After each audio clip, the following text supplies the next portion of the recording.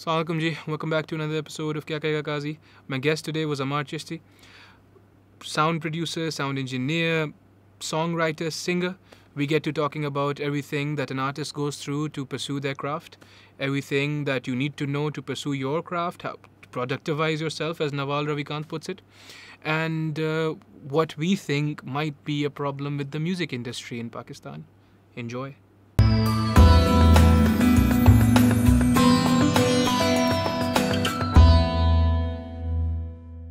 3, 2, 1 अमार चिश्ती। कैसे हो अमार? मैं ठीक ठाक अल्हम्दुलिल्लाह। आप सुनाएं कैसे? अल्लाह का करम है भाई, मतलब रिकवर कर रहे हैं लेकिन हाँ अब तबीयत आपकी माशाल्लाह। हाँ, मुझे तो अच्छा लग रहा है। वो तो खैर फिट नहीं यार, देखो मुझे जब डेंगू हुआ ना तो डॉक्टर से रब्ता किया। डॉक्टर को हमने पूछा कि भाई क्या करना है। बोला भाई आपने जो है ना खाना और खाना है। अच्छा, मैं आपकी बात कर, ऐसा तो नहीं है कि आप मतलब डॉक्टर वो वाली असल बीमारी को छुपाने के लिए कुछ छोटी बता रहे हैं? नहीं अल्लाह रहम करे। को होता ना, नहीं हमें तो सिर्फ कैंसर है, कोरोना तो वो ऐसा कुछ हो रहा। नहीं तो उन्होंने बोला कि भाई आपने जो है ना अच्छा वो दूसरा टेस्ट हुआ वो वाला क्लियर है। अच्छा वो क्लियर, हाँ डेंगू अभी पॉजिटिव आता है। तो वो उन्होंने बोला कि आपने जो है खाना दबा के खाना है। अच्छा तो मेरा वज़न कोई अभी ज़रे मतलब 100 से थोड़ा नीचे आया था। अच्छा फिर वो 103 104 हो गया। मैंने बोला लग नहीं रहा क्यों? ऐसे ही होता है। बहरहाल आप बताओ क्या हो रहा है? अलब कुछ नहीं, बस कामकाज थोड़े चल रहे हैं।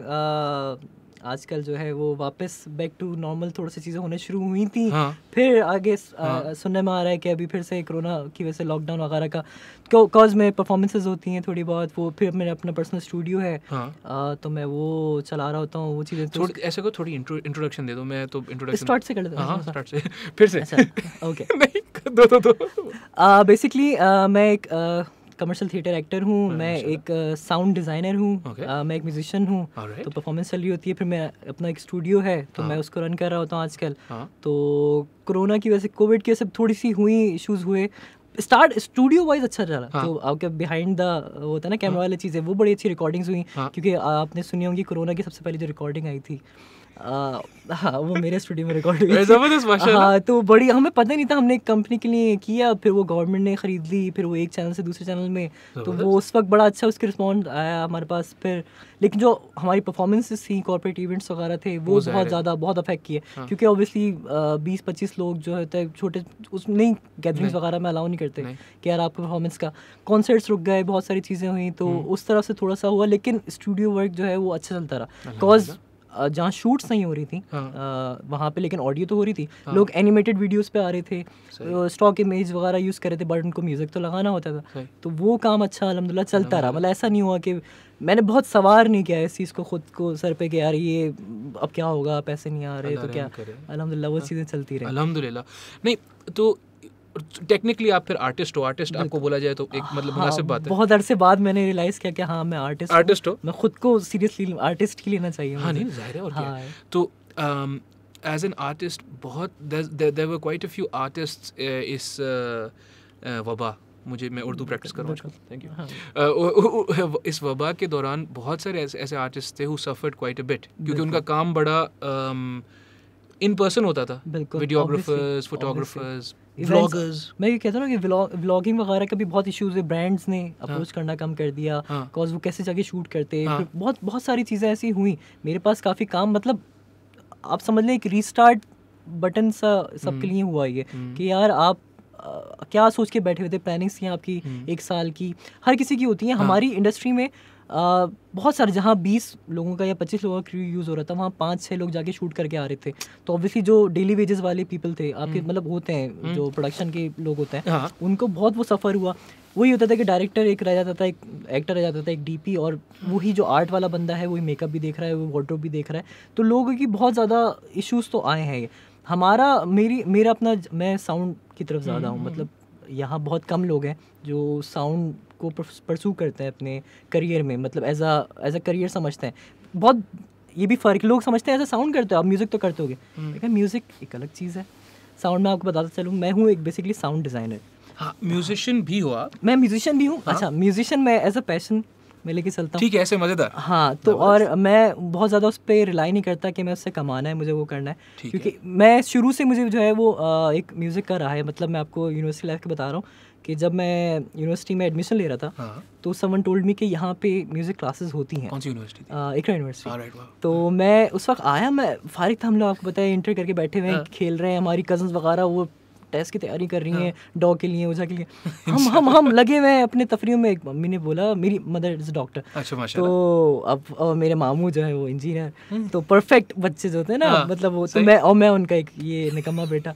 तो उन्होंने मुझे कहा कि यार अब बेटा आगे कुछ पढ़ना है। मैंने कहा हाँ, ये तो सोचा ही नहीं है, ये तो ये भी साइड है, पढ़ना तो है आगे।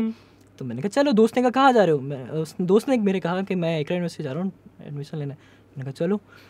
तो नहीं, कहना नहीं चाहिए, माय कज़न मतलब उसने जो है बहुत ज़्यादा प्रिपरेशन की, उसका उस वहाँ पे नहीं हो सका। मैं एक ही यूनिवर्सिटी में गया वो उठा के, वो मुझे, क्योंकि मैं क्लियर ही नहीं था, मैं बहुत ही घूम फिर रहा था। म्यूज़िक का शौक था, मैं गिटार मैंने न्यू सीखना शुरू किया था बैक इन 2012। हाँ, तो मैं यूनिवर्सिटी में आया, उन्होंने कहा होती है, मैं आया तो कोई क्लासेस नहीं होती थी म्यूज़िक की। कोर्सेज़ थे वो HEC की तरफ से जो आपको मिले हुए होते हैं।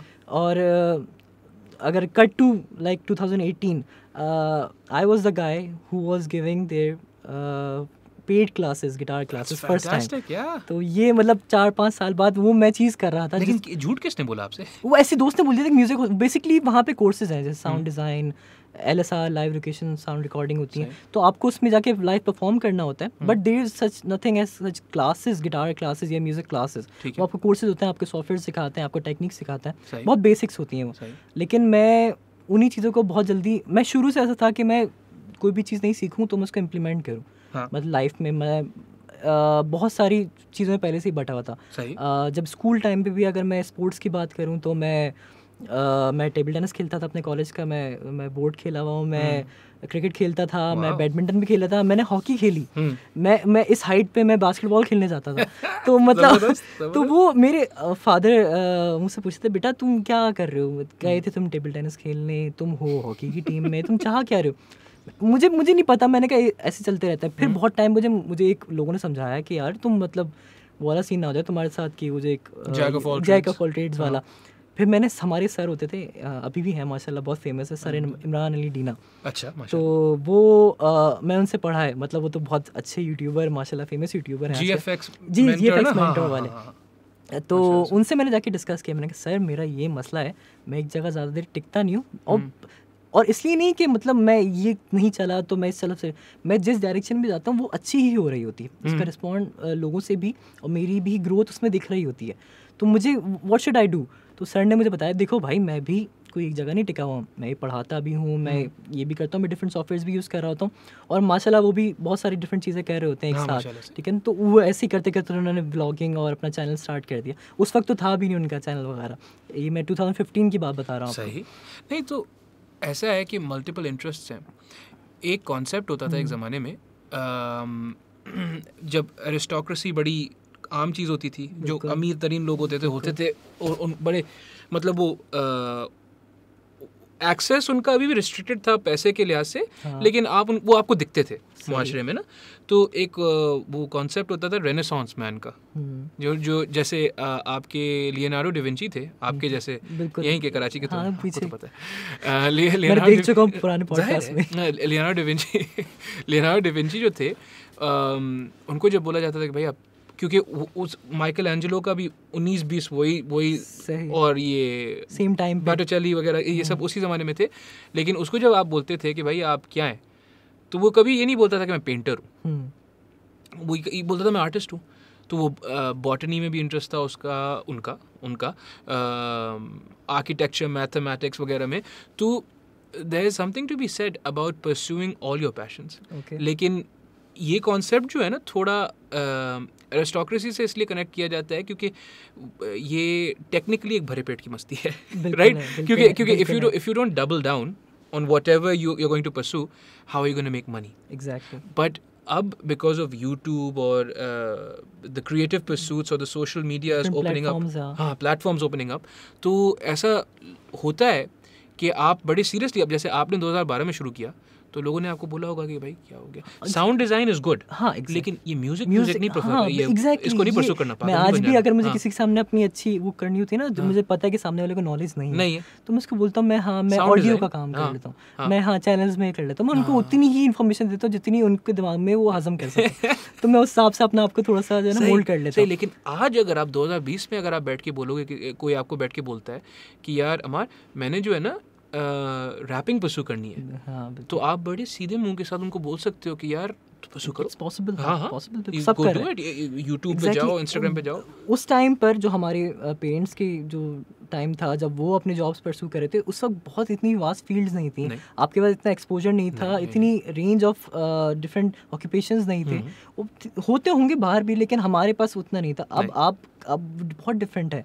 मैं एक बीच के टाइम के, हम लोग मतलब जो हैं 2000 मिलेनियल्स है ना, एग्जैक्टली, हम लोग तो हमने वो वाला टाइम भी देखा है, ओल्ड स्कूल वाला भी, हमने ये वाला भी देखा है, गए बीच में कहीं, बिल्कुल कहीं ना, तो हमें सब पता है कि हमें किस तरफ रहना है। मैं मेरी भी थोड़ा सा थॉट, मैं कहता हूँ कि थोड़ा ओल्ड स्कूल है, बट मेरी जो अप्रोच है वो बहुत ही यंग और वो वाली है कि आज सब कुछ लेके करना है, न्यू चीज़ें डिस्कवर करनी है आपको ना। जैसे मैंने अपने लिए एक गोल सेट किया था कि 25 तक जो है मुझे अपनी जो है एज तक मुझे खुद को एक्सप्लोर करूंगा मैं इंशाल्लाह, जितना करना है, उसके बाद मैं कहीं ना कहीं एक जगह थोड़ा सा बाउंड हो जाऊंगा, ये मेरी थी, लेकिन वो चीज़ नहीं रुक रही। यार देखो मैं बात सुनो, आपको मैं बताऊँ, ये वाली थियरी जो है ना प्लेटो ने दी थी। अच्छा, आपको पता है प्लेटो लाहौर के, हाँ जी लाहौर की माड़ी की साइड, केवाड़ी साइड के, लाहौर भी नहीं, आप यहीं पे। प्लेटो ने बोला था कि प्लेटो था सोक्रेटिस प्लेटो के एक प्ले में बोलता है कि आपको अगर मतलब मैक्सिमाइज करनी है ना अपनी पोटेंशियल, तो आप क्या करेंगे कि 30 साल की उम्र तक आप सिर्फ लैंग्वेज स्किल्स, 30 साल की उम्र तक सिर्फ लैंग्वेज स्किल्स, मैथ और फिजिकल एजुकेशन परस्यू करेंगे बस। तो अपनी फिजिकलिटी आप ऐसी डेवलप कर देंगे कि आपको कभी मतलब आजकल जैसे होता है, बहुत सारे हमारे यंग लोग होते हैं, उनको आप देखते हो एयरलाइन फ्रैक्चर्स हो रहे हैं, बिल्कुल, उनको आप देखते हो स्ट्रेन्स हो रहे हैं, एक हो रहे हैं, जल्दी माइग्रेन हो जाता है, माइग्रेन बहुत छूट नॉर्मल है, पैराडोल तो बंटी की तरह खा लेता हूँ तो क्योंकि बंटी तो क्योंकि जैसे हम ऐसे ये बैठने वाला सिस्टम है ना, ये हमारी बॉडी को सूट नहीं करता है, बिल्कुल। लेकिन आप देखो 97% जॉब्स जो हैं बैठ की होती हैं और हम ऐसे बैठे रहते हैं। उसके बाद हम क्या करते हैं, हम ऐसे बैठ के फ़ोन देखते हैं, उसके बाद हम क्या करते हैं, हम यूँ करके रूइंस यू। तो बहरहाल प्लेटो ने ये बोला कि 30 साल की उम्र तक तो आपने सिर्फ ये काम करना है। ना खुद फिलोसोफर था, बोला ना फिलोसफी को हाथ लगाना है, ना पॉलिटिक्स को हाथ लगाना है, ना आर्ट्स को हाथ लगाना है, 30 साल की उम्र तक। बोला 30 साल की उम्र में आप एक ऐसे खतरनाक स्पेसिमेन बन जाओगे। अच्छा, ट्रेनिंग ये शुरू आपको करनी है 6 साल की उम्र से, सही। 30 साल की उम्र तक आपने सिर्फ ये काम करना है, 30 साल की उम्र तक आपने अपने आप को तैयार करना है, और उसके बाद जाके जो मर्जी आए करो, हर चीज़ में आप चैंपियन होगे। फिजिकली आपने ज़्यादा स्ट्रॉन्ग हो चुके होगे कि आप फिर अप्रोच कर सकते हो किसी भी तरह। फिजिकली स्ट्रॉन्ग, आपको अपनी लिंग्विस्टिक्स को पक्का रखना है, ज़बान में आपको जो है कमांड होना चाहिए, और मैथ बता देख लो, अभी आपसे 26 साल के हो, मैं 4 साल है। अल्लाह रहम करेगा, अल्लाह खैर करेगा, आने का मकसद पूरा हो गया नहीं। अच्छा, ये अब वही थी, मैं जब यूनिवर्सिटी लाइफ में भी आया तो आते फिर एकदम से डिफरेंट, इतने वो एनवायरनमेंट मिला, सब कुछ था बहुत, हमें तो बहुत ही ज़्यादा रखा जाता था कि नहीं सिर्फ पढ़ाई ऐसा वाला। आते अच्छा कॉन्सर्ट्स भी होते हैं, अच्छा कॉम्पिटिशन्स भी हो रहे हैं। तो फर्स्ट टाइम मेरा ड्रामा कॉम्पिटिशन हुआ, मैंने उससे पार्ट लिया वहाँ पे, सेकंड सेमेस्टर था मेरा। फिर सिंगिंग कॉम्पिटिशन हुआ, मतलब 250 बच्चों में से मैं वाहिद था जो गिटार्स के साथ ऑडिशन दे रहा था। मतलब वो एक चीज़ आप मुझे फील होना शुरू हुआ कि ओके कुछ है तुम में थोड़ा सा ना। लोगों ने बताना शुरू किया, मैंने नहीं कहा, लोग कह रहे थे मुझे, लोग कह रहे थे तो सही कह रहे थे, तो मैं उसको मैं रखते हुए कर रहा था, अच्छा ओके जो करीबी लोग हैं वो बता रहे कि अम्मार तुम ये नहीं कर लो, अच्छा ये तुम्हारे लिए अच्छा है, ऐसे you are good in this depart, ऐसे करके वो होता गया। फिर उसके बाद 2014 में सबसे पहले मैं यूनिवर्सिटी की तरफ से परफॉर्म करने गया इस्लामाबाद, गुलाम इसा खान यूनिवर्सिटी, हम लोगों ने वहाँ परफॉर्म किया। फिर नेक्स्ट ईयर हम लोगों ने लम्स में परफॉर्म किया, थिएटर की साइड आ गया था मैं। फिर उसके बाद 2015 में मैं 14 में मैं कमर्शियल कर चुका था एज एन एक्टर। अच्छा, तो हाँ, तो वो हो चुका था कि क्यों माइल का था, आमिर लगे थे। अच्छा ठीक है, क्या हो गया? मैंने कहा उस तरफ ना बात जाए, क्या किस तरफ जाएगी बात? तो, और वो सब बड़े फेमस चल रहे थे, वो कुछ वीडियोस वायरल हुई भी थी। वो वाली? हाँ वो वाली। कैसा दिया? अल्लाह खैर करे, तो अच्छा टाइम था बड़ा, तो वो किया। फिर उसके 15 में मैंने अपना, आप मिले हो आमिर लियाकत से? मैं एग्जैक्टली मैं कमर्शियल में साथ था उनके। बड़े, वैसे मैंने सुने बड़े नाइस आदमी, बहुत, ही इज अ ब्रांड। अच्छा, मतलब वो आपको यूं बेच सकते हैं चीज़ें। अच्छा, मतलब उनको अगर कोई वार्डरोब नहीं पहनना है या फिर से अगले शॉट के लिए चेंज नहीं करना है, वो आपको कन्विंस कर देंगे और आप कह दोगे हाँ कह तो सही रहा। जबरदस्त यार। वो मैं बता रहा हूँ ना, उनकी एक टीम है जो उनको चला रही होती थी उस टाइम, तो मतलब बहुत ही हिट थे वो। और वो ब्रांड है, आपको कुछ भी बिकवाना हो, अगर आपको सिर्फ अपनी मतलब ब्रांड को करना है, वही वाली बात है ना, क्योंकि उनको जो है मीडिया में ऐसे पोर्ट्रे किया गया बाद में, जब ये वीडियो लीक हुई कि ये कोई ना जाली हैं, और जो है ना, ही इज नॉट इंटेलिजेंट।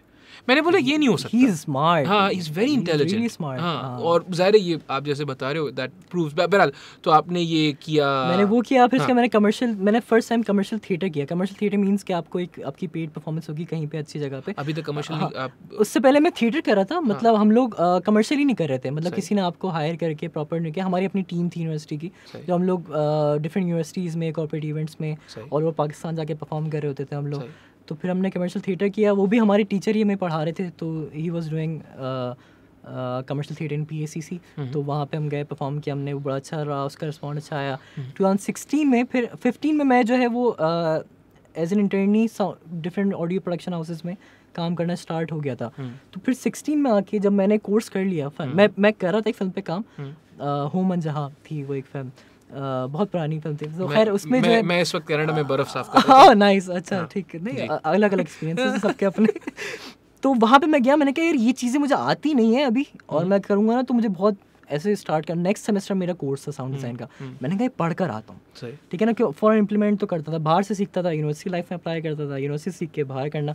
तो वो मैंने कहा पैसे दे रहे ना यार, सीख के कुछ करें, तो सिर्फ कोर्स थोड़ी निकालना है। तो वो करना शुरू हुआ। जैसे मैंने कोर्स ख़त्म किया, मैं आया, मैंने कहा हाँ अब आओ, अब काम दो मुझे। मैं आया, मैंने कहा लाइन देखो पुराना अपना डेटा, मैं उस पर हाथ साफ करता हूँ as a sound designer. Basically sound designer जो है, हम यहाँ बैठे हुए, आपको भी थोड़ा मैं क्लियर कर दूँ ताकि ऑडियंस को हो जाए।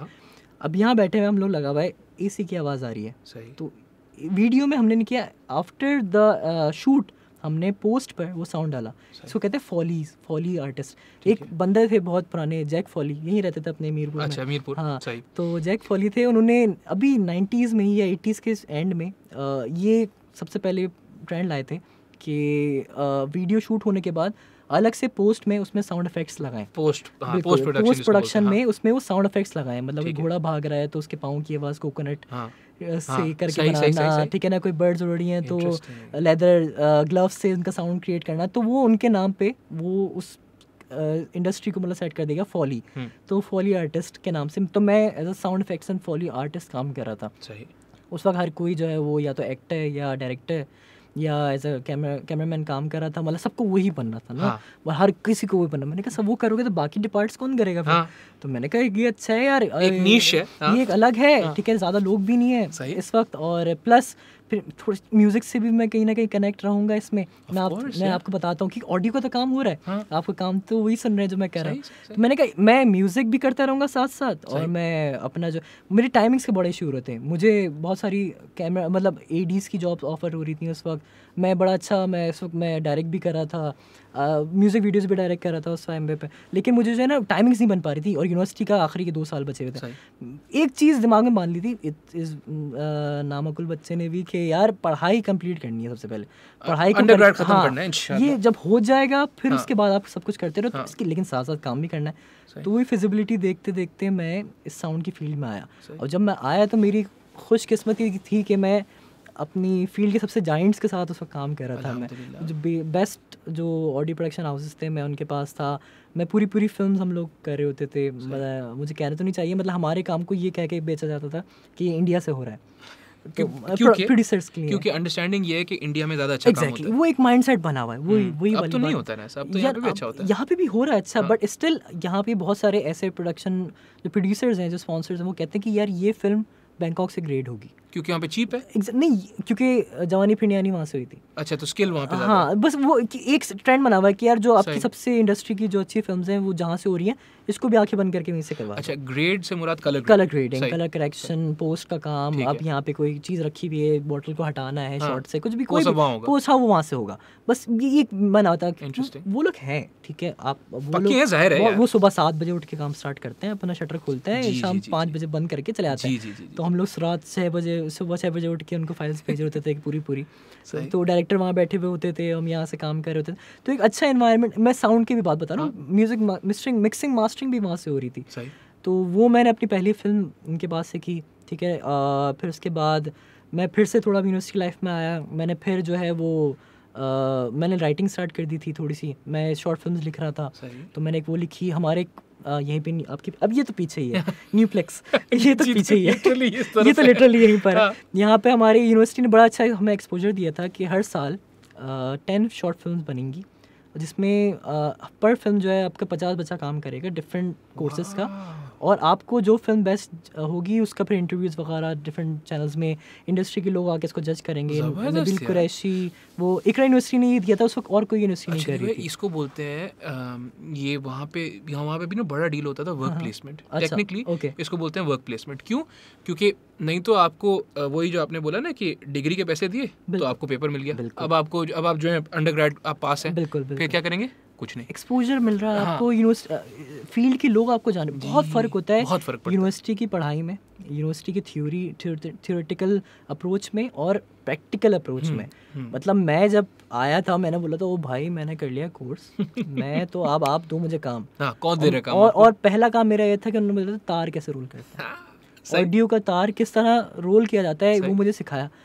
फिर उन्होंने बोला कि यार वहाँ से चाय भी ले आओ। मैंने कहा यार ये गलत हो रहा है लौंडे के साथ, मतलब ऐसा फील आई मुझे। फिर मुझे लगा ये बहुत इंपॉर्टेंट चीज़ें थी ये। जब मैंने अपना स्टूडियो 3 साल बाद स्टार्ट किया तो मुझे पता चला कि ये सब चीज़ें अगर मुझे उस वक्त नहीं सिखाई जाती तो आज मैं अकेला ये कर ही नहीं रहा होता ये सब अप्रोच। तो वो उन्होंने कोई बुरा नहीं सोचा मेरे लिए, वो कुछ नहीं किया। मैं बहुत अच्छे बड़े नाम के साथ उस वक्त काम कर रहा था, अच्छे लोग थे मेरे इर्द गिर्द। वही बड़ी बातें हो रही होती थी जो कि इंडस्ट्री कहाँ जा रही है, क्या करना है, कितना बड़े प्रोजेक्ट्स हैं। मेरा हर साल ऑलमोस्ट 2 या 3 दफ़ा न्यूप्लेक्स की स्क्रीन में क्रेडिट्स में नाम आ रहा होता था। देखो ये यूनिवर्सिटी का कमाल है ना माशाल्लाह। ये चीज़ थी कि मतलब यूनिवर्सिटी लाइफ भी, मतलब मैं आज आया हूँ मैं एक फ़िल्म देखने जिससे मैंने काम किया हुआ है, फीचर फिल्म, ठीक है, और अगले 10 दिन बाद मैं आ रहा हूँ एज अ डायरेक्टर उस फिल्म में जिसमें मैंने काम किया हुआ, और सेम न्यूप्लेक्स की सिनेमा स्क्रीन है और वहाँ पे मेरा क्रेडिट चल रहे हैं और वो नाम बड़ी बात है यार माशाल्लाह। तो वो एक अच्छी चीज़ थी, हमें बहुत अच्छा एक्सपोजर मिला। वो चीज़ें हुई, फिर डायरेक्शन हो गई, फिर मैंने लिखी एक फिल्म, वो बेस्ट फिल्म जीती हमने, लंबी रात। हाँ, लंबी रात। तो वो बेसिकली एक अगर कहानी उसकी थी कि एक 1.5 उम्र का बंदा, थोड़ा काला सा, उसकी 1.5 उम्र में शादी हुई है, बहुत ही लोअर क्लास, और वो जो पूरा ख़ानदान होता है ना, जब घर में बारात आ गई है, अब सारे रिश्तेदार रुके हुए हैं और उस पर है, और बहुत भरा हुआ है, पूरा दिखा रहे हैं, देगा आ रही है, मीठा उतर रहा है, बच्चे खेलते हुए जा रहे हैं, ढोलक चल रही है, कोई बच्चा सुनाने की, बाहर 2 लड़के सिगरेट मार रहे हैं बैल्कनी में, और उसकी रात किस तरह गुजरी है, पहली रात शादी की, पूरी स्टोरी इस पर है। तो वो एक अच्छा, लेकिन कितना एक ये वो है, कितना एक एवरेज एक्सपीरियंस है, क्योंकि ये सबके साथ ऐसे ही होता है। सब वो लोग बैठे हुए होते हैं, भाई अब जाओ ना, भाई जाओ, बिल्कुल हाँ, आप जाओ, आप करो, आप पानी लेने निकल रहे हो, बाहर कुछ हो रहा है, मसला मसाइल है, लोग दरवाजा बजा रहे, दूध पियोगे भाई, क्या हो गया? एग्जैक्टली, क्यों दूध का गिलास सजा हुआ रखा है प्रॉपर, भाई क्या। तो खैर वो अपने ये चीज़ें थी, तो ये थी अप्रोच थी। फिर उसके बाद मैंने फिर किया, मैं फिर और काम कर रहा था।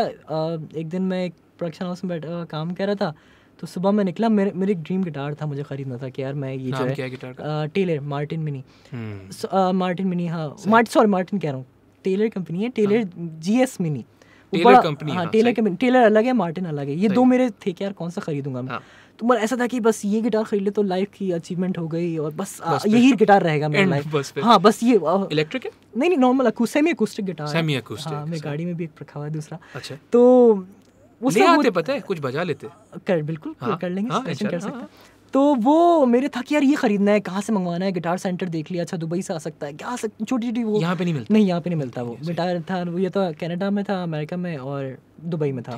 तो मैंने कहा यार ये चाहिए ना, क्योंकि पेमेंट आने वाली थी, मैंने कहा मेरी गैलरी भरी हुई थी उसकी रेफरेंसेस से, जो होता है छोटी छोटी, एक दिन मैं ऐसे स्टूडियो से सुबह 6 बजे बाइक पे जा रहा था घर, और ये फेज 6 वाला रोड था। मैंने सोचा यार अपना स्टूडियो कर सकते हैं। क्या साल है ये 2017 का एंड चल रहा था। अच्छा, और अभी 2017 में आपकी नॉलेज लेवल इतनी है कि आपको बोला जाए हमारा साउंड डिज़ाइन पूरा आपको हैंडल करना है। हाँ, मैं कह रहा था वो आप ऑलरेडी कर रहे हो, और आप जो है अभी वो मूवीज भी लिख रहे हो। हाँ, आप मूवी आप इनफैक्ट आपको अगर कोई कैमरा पकड़ा दिया जाए, अब ये A7III वगैरह नहीं, कोई रेड पकड़ा दिया जाए, उस वक्त एलेक्सा की 1-2 शूट्स पे मैं गया हुआ था। मैंने अपनी थीसिस में ब्लैक मैजिक यूज किया हुआ था, तो मतलब वो चीज़ थी मैं तो हाथ नहीं कांपेंगे बेसिकली। ऑब्वियसली हाँ, फिर थिएटर कर रहा था तो ऑन द स्क्रीन बहुत ज़्यादा मैं कॉन्फिडेंट था कि यार अच्छा, मेरा एक मसला ये था कि आप मुझे स्क्रिप्ट दो, मैं स्क्रिप्ट अपनी भी डायलॉग्स याद कर लूँगा, आपकी भी कर लूँगा, और मैं इसको फिर डिफरेंट तरीके से हर परफॉर्मेंस में अपने आप को जो है वो उसमें अच्छा करता रहूँगा, परफॉर्म करता रहूँगा। लेकिन जहाँ मेरे हाथ में आ गया माइक, वहाँ मैं चुप हो जाऊँगा। क्यों? पता नहीं, stage shyness, I don't know. मैं अच्छा, इसका मैं आपको एक साइंटिफिक वजह देता हूं। 3 मोर देन 300 परफॉर्मेंसेस कर चुका हूं स्टेज पे मैं 2016-17 तक। अभी भी नहीं, उस वक्त 2017 कर चुका था। लेकिन अगर मैं किसी को इंट्रोड्यूस कर रहा हूं स्टेज पे या कुछ बुला रहा हूं तो मेरा वो टोन डिफरेंट हो जाएगी, वो डिफरेंट अमार आ जाएगा एकदम से, पता नहीं क्यों। नहीं, मैं आपको बताता हूँ क्यों। पहली बात तो ये, लेकिन पहले ये अब दो बातें होंगी ना। 2017 तक आपके पास इतना एक्सपीरियंस, इतना नॉलेज था कि ये एक अनफाउंडेड ड्रीम नहीं है। This is not a fools errand. हो रहा है, चल रहा है। चलो पैसे कहाँ से आएंगे वो एक और बात है, लेकिन स्टूडियो चलाने की जहाँ तक बात है, आप अकेले भी सारा काम कर लो इंशाल्लाह, सही ना। चलो ये अब इस ख्वाब को 1 मिनट साइड पे रखते हैं। मैं आपको ये बता दूं कि जो आपकी स्टेज शाइनेस होती है ना, स्टेज फ्राइट जिसको बोलते हैं, ये आती है आपकी फिजियोलॉजी से। बैक जब आप अब ये 15-16 नहीं, 4-5 हज़ार, जब ओरिजिनल मैन थे, जब हम केव मैन थे, जब हम हर्ड्स और ट्राइब्स में रहते थे, तो पहली बात तो बहुत कम लोग होते थे, और ये समझा जाता था कि अगर ट्राइब से आपको निकाल दिया गया तो आप गए, आप ट्राइब नहीं, आप मर जाओगे। ओके हाँ, आप ट्राइब के बगैर नहीं सर्वाइव कर सकते हो ना। उस जमाने में आप हंटर गैदरर सोसाइटीज होती थी, सब ने खाना साथ लाना है, साथ पकाना है, बच्चों को साथ रहना है, साथ पालना है, घर वर तो होते नहीं थे ना, बिल्कुल जो है पुरानी बात है। उस वक्त अगर if you were required to speak in front of people, speak in front of a group, it was only कि वो आपको ट्राइब से निकाल रहे होते थे, सही है ना। तो अभी भी जब आपको ये फील होता है ना कि यार क्या हो रहा है, पसीना आ रहा है, you know armpits are sweaty, गला सूख गया है, क्या मसला है, आपका वो फिजियोलॉजी किक इन कर रही होती है कि हमारी बात सुनो, अगर निकाल दिया ट्राइब ने, हालांकि आप सोचो कैसे आपको निकालेंगे, कोई नहीं अब तो कोई नहीं निकाल रहा ना, तो ये वहाँ से आता है, आपकी फिजियोलॉजी से आता है। बहरहाल, तो आपने ख्वाब देखा 2017 में, मैंने कहा यार करते हैं, अभी स्टूडियो स्टार्ट करते हैं। हाँ, मैंने स्टार्ट किया। अच्छा, अभी मैं डिसाइड ही कर रहा था क्या करें, फिर मैंने बोला अच्छा मेरा जो यूनिवर्सिटी है, जो घर है, उसका काफ़ी अच्छा रोज़ लॉन्ग ड्राइव हो जाती है। मैं तो खुद को ट्रैवलर भी कहता हूँ। अब वो चीज़ थी कि यार क्या करें ना, तो एक स्टार्ट था कि यार घर से ही स्टार्ट करते हैं। ऑब्वियसली रेंट शेंट का सीन नहीं होगा, ये होगा, अपने घर पे स्टूडियो बना लेते हैं। जो एक इमेच्योर बंदा होता है सोच रहा था कि यार करते हैं, डिपेंड करते हैं आपका एक नहीं कोई बात, इमेच्योर बंदा नहीं, हम तो ये बहुत अच्छे एरिया में बैठे हैं। मैं अनाउंस नहीं करना चाहूंगा, बहुत रश लग जाएगा। नहीं, हाँ रश तो नहीं लगेगा, एक बड़ी पहचान भी है। अल्लाह रहम करे।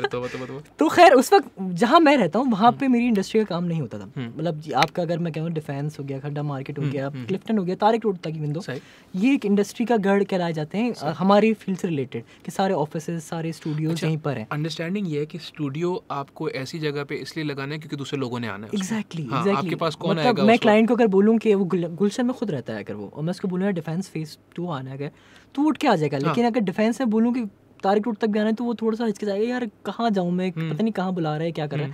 तो मुझे ये था कि मैं फिर भी लगा होता कि नहीं अल्लाह मालिक है, स्टार्ट करते हैं। मैंने अपनी ऑर्डर देने शुरू कर दी चीज़ों के, मैंने टेबल बनवाना शुरू कर दी, मैंने अपने कस्टमाइज इक्विपमेंट सब मंगवाना शुरू कर दिया। फिर एक दिन मेरे एक सीनियर मिले, उन्होंने बोला कि यार क्या करते हो तुम? मैंने कहा यार, कह रहा है मैंने घर पे अपने सेटअप लगाया हुआ है गुलशन की तरफ, कह रहा जब तुम्हारा दिल चाहे आ जाओ। बट वो एक मेरी अप्रोच, मैंने कहा नहीं यार, अब जब कर ही रहे ना तो फिर या तो कहीं अच्छी जगह पे करेंगे या फिर खुद करूँगा, किसी और के घर पे ये बैठ के काम नहीं करना। One day he calls me and कैसे कि एक जगह है डिफेंस में, हम देखने जा रहे हैं, तो चलो। मैंने कहा चलते हैं। अब वो गए तो वो बड़ी अच्छी लगी, वो मेजबान फ्लोर था, ज़्यादा उसको साउंड अकूस्टिक अप्रूफ भी नहीं करना था, अच्छी थी, अब मेरे हिसाब से सही, 2 लोगों के हिसाब से सही जगह थी। मैंने कहा ठीक है आप करें म्यूज़िक, मैं करता हूँ अपना साउंड की फील्ड को अप्रोच करता हूँ। तो वहाँ से हमने जो है हम दोनों ने बैठे और हम एक पार्टनरशिप पे स्टार्ट कर दिया काम करना। तो ये 2017 ये 2018 की बात है। 1 साल तक आपने 17 के एंड में मैंने ये ख़त्म हो रहा था मेरा, मतलब दिसंबर की बात है जब मैं ये कर रहा था, और 2018 के मार्च में मैंने अपना स्टूडियो कर लिया था माशाल्लाह। तो विद इन 3 मंथ्स वो बहुत बड़े डिसीजन से, ऑब्वियसली कुछ लोग थे जो पीछे बैक हैंड पे मुझे सपोर्ट कर रहे थे। मैं रिस्क टेकर नहीं था, पता नहीं क्यों नहीं था, मुझे लगता था कि मैं बहुत सेफ साइड जो है वो 9 to 5 जॉब करूँगा, एक सेफ, एक मेरी सैलरी होगी। अच्छा। मैं नहीं था, मैं कभी भी नहीं था, बट मेरे जो एक्शंस थे वो कुछ और, मेरे माइंडसेट और मेरे एक्शंस क्लैश कर रहे थे कहीं ना कहीं। वो मुझे नहीं समझ में आ रहा था। मैं आज भी, मुझे लगता है मैं बहुत शाय इंसान हूँ, मैं ऐसा करता हूँ, लेकिन मैं कहीं भी गैदरिंग में बैठूंगा तो मैं एक सेंटर ऑफ अटेंशन कहीं ना कहीं बन जाता हूँ माशाल्लाह से। नहीं लेकिन तो वालिदैन का पुश था क्या था, कैसे, क्यों, व्हाई वाज दिस हैपनिंग? नहीं, वालिदैन का पुश तो उस वक्त ही रुक गया था जब मैं मीडिया साइंसेस करने आ गया था, फिल्म मेकिंग करने। वो नाराज़ नहीं थे, बट ऑब्वियसली उनको इतना एक्सपोजर नहीं था। वो आज कह सकते हैं वो फ़ख्र से कि हाँ मेरा बेटा ये करता है। उनको थोड़ा समझाना मुश्किल होगी, साउंड डिज़ाइनर, म्यूज़िक वाली टर्म। ये अच्छे पढ़े लिखे क्लाइंट्स को, एजेंसीज को ये चीज़ का डिफरेंस नहीं पता होता। तो ये मैं उनको बोलते ना, अच्छा आप साउंड, इसमें यार साउंड करवाना है, मेरे पास आता है, मैंने कहा ठीक है हो जाएगा। पीछे जब बंदा आ रहा ना तो एक ये म्यूज़िक चला देना, मैंने कहा अच्छा आपको म्यूज़िक भी करवाना है? नहीं म्यूज़िक नहीं, हमें तो साउंड करवाना है। मैंने कहा साउंड और म्यूज़िक अलग है। फिर मैं उनको वो खोल के बैठता हूँ, ये साउंड है, ये म्यूजिक है, आप पूरी ऑडियो प्रोडक्शन मुझसे करवा लें, ऐसा करें। तो नहीं होता, नहीं वो तो हम यूट्यूब से उठा के लगा देंगे और ये कर लेंगे, वो वाली अप्रोच बड़े डिफरेंट अभी तक चल रही 2020 साल में। हाँ बिल्कुल होता है, बजट इश्यूज वगैरह, क्योंकि इतने कट के आ रहा होता है हमारा पैसा। तो खैर वो चीज़ थी। अब मैं जब स्टूडियो स्टार्ट किया बड़ा अच्छा रहा, मैं उस वक्त क्लासेस दे रहा था गिटार की, बड़ा अच्छा उस पर रिस्पॉन्ड आ रहा था मुझे, मेरे पास 42 स्टूडेंट्स होते थे। तो वो बड़ा अच्छा एक एक्सपीरियंस था कि मैं जिस यूनिवर्सिटी में पढ़ा है वहीं ये चीज़ जो है वो पढ़ाना। मतलब फर्स्ट मैं पूरा सेमेस्टर मैंने वहाँ पे इनको गिटार क्लासेस दी, फिर मैंने अपना स्टूडियो स्टार्ट कर लिया। स्टार्टिंग का टाइम बड़ा टफ था, टफ इन अ सेंस कि मैं बहुत विजन, मेरे शॉर्ट टर्म गोल्स बहुत कम होते हैं as compare to long term होते हैं। शॉर्ट टर्म सबकॉन्शियस में कहीं ना कहीं वो खुद ही रास्ता बना लेते हैं अपना, ये वाला सीन है। मैं बहुत बड़ा, मतलब बड़ा लॉन्ग टर्म सोचता तो हूँ मैं। अभी मैं उस टाइम को बता रहा हूँ जब मैं बहुत अच्छा हुआ करता था, मतलब बहुत पीक चल रहा था मेरा। अल्हम्दुलिल्लाह अभी भी है, क्या हो गया भाई? मैं आ रहा हूँ तो मैं उस वक्त कह रहा था विद इन 5 months मैंने किस तरह करके मैंने जितना मैंने अपना इन्वेस्ट किया था वो मैंने रिकवर भी कर लिया। और मतलब आप एक जो है वो उस पॉइंट पर आ गए कि अब आप प्रॉफिट की तरफ जा सकते हो, चीज़ें चलना शुरू हुई। अच्छा 2018 में मेरा आखिरी सेमेस्टर था, मतलब आखिरी, मैं यूनिवर्सिटी का आखिरी ईयर था मेरा। उस साल मैंने कोई अराउंड 13-14 शॉर्ट फिल्म्स का साउंड किया, फिर कमर्शियल्स भी थे वो मैंने किया। मैंने अपना थीसिस किया, मेरा अपना थीसिस जो था, मतलब फाइनल ईयर प्रोजेक्ट जो था हमारा, वो मैंने अपने म्यूज़िक वीडियो बनाई उसमें। या तो हमें डॉक्यूमेंट्री बनानी होती है, या हमें शॉर्ट फिल्म बनानी होती है, या हमें म्यूज़िक वीडियो आप कर सकते हैं। लेकिन म्यूज़िक वीडियो के लिए ओरिजिनल सॉन्ग होना ज़रूरी है। तो अब मैंने कहा यार मैं इतना पैसा लगा के एक शॉर्ट फिल्म बनाऊँ, इससे अच्छा जो फ्यूचर में मुझे अपना गाना रिलीज़ करना ही है तो क्यों ना मैं उस पर वर्किंग करूँ।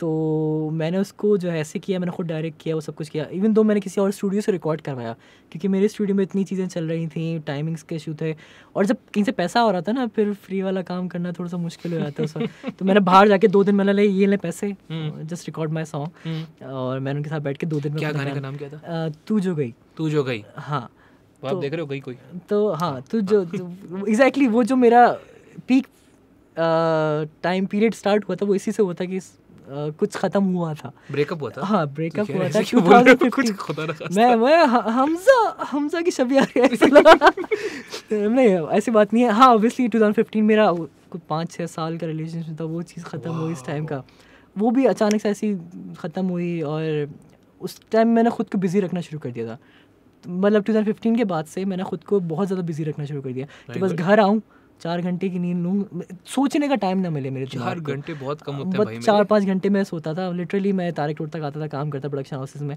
मैं काम पे काम मिल रहा था मुझे, मैं अच्छा हो गया था। मैं बहुत ही ना कि मतलब आप मुझसे कुछ भी प्रोडक्टिव करवा लो, कितने घंटे मुझसे काम करवा लो, मतलब वो वाली चीज़ हो गई थी। देखो ब्रेकअप जो होता है ना, it is a very paradigm shifting experience, क्योंकि आपका जो अगेन फिजियोलॉजी की जहाँ तक बात है, one of your basic functions in life is to propagate your progeny, हाँ, ठीक है ना, आपको बच्चे पैदा करने हैं, हाँ, राइट।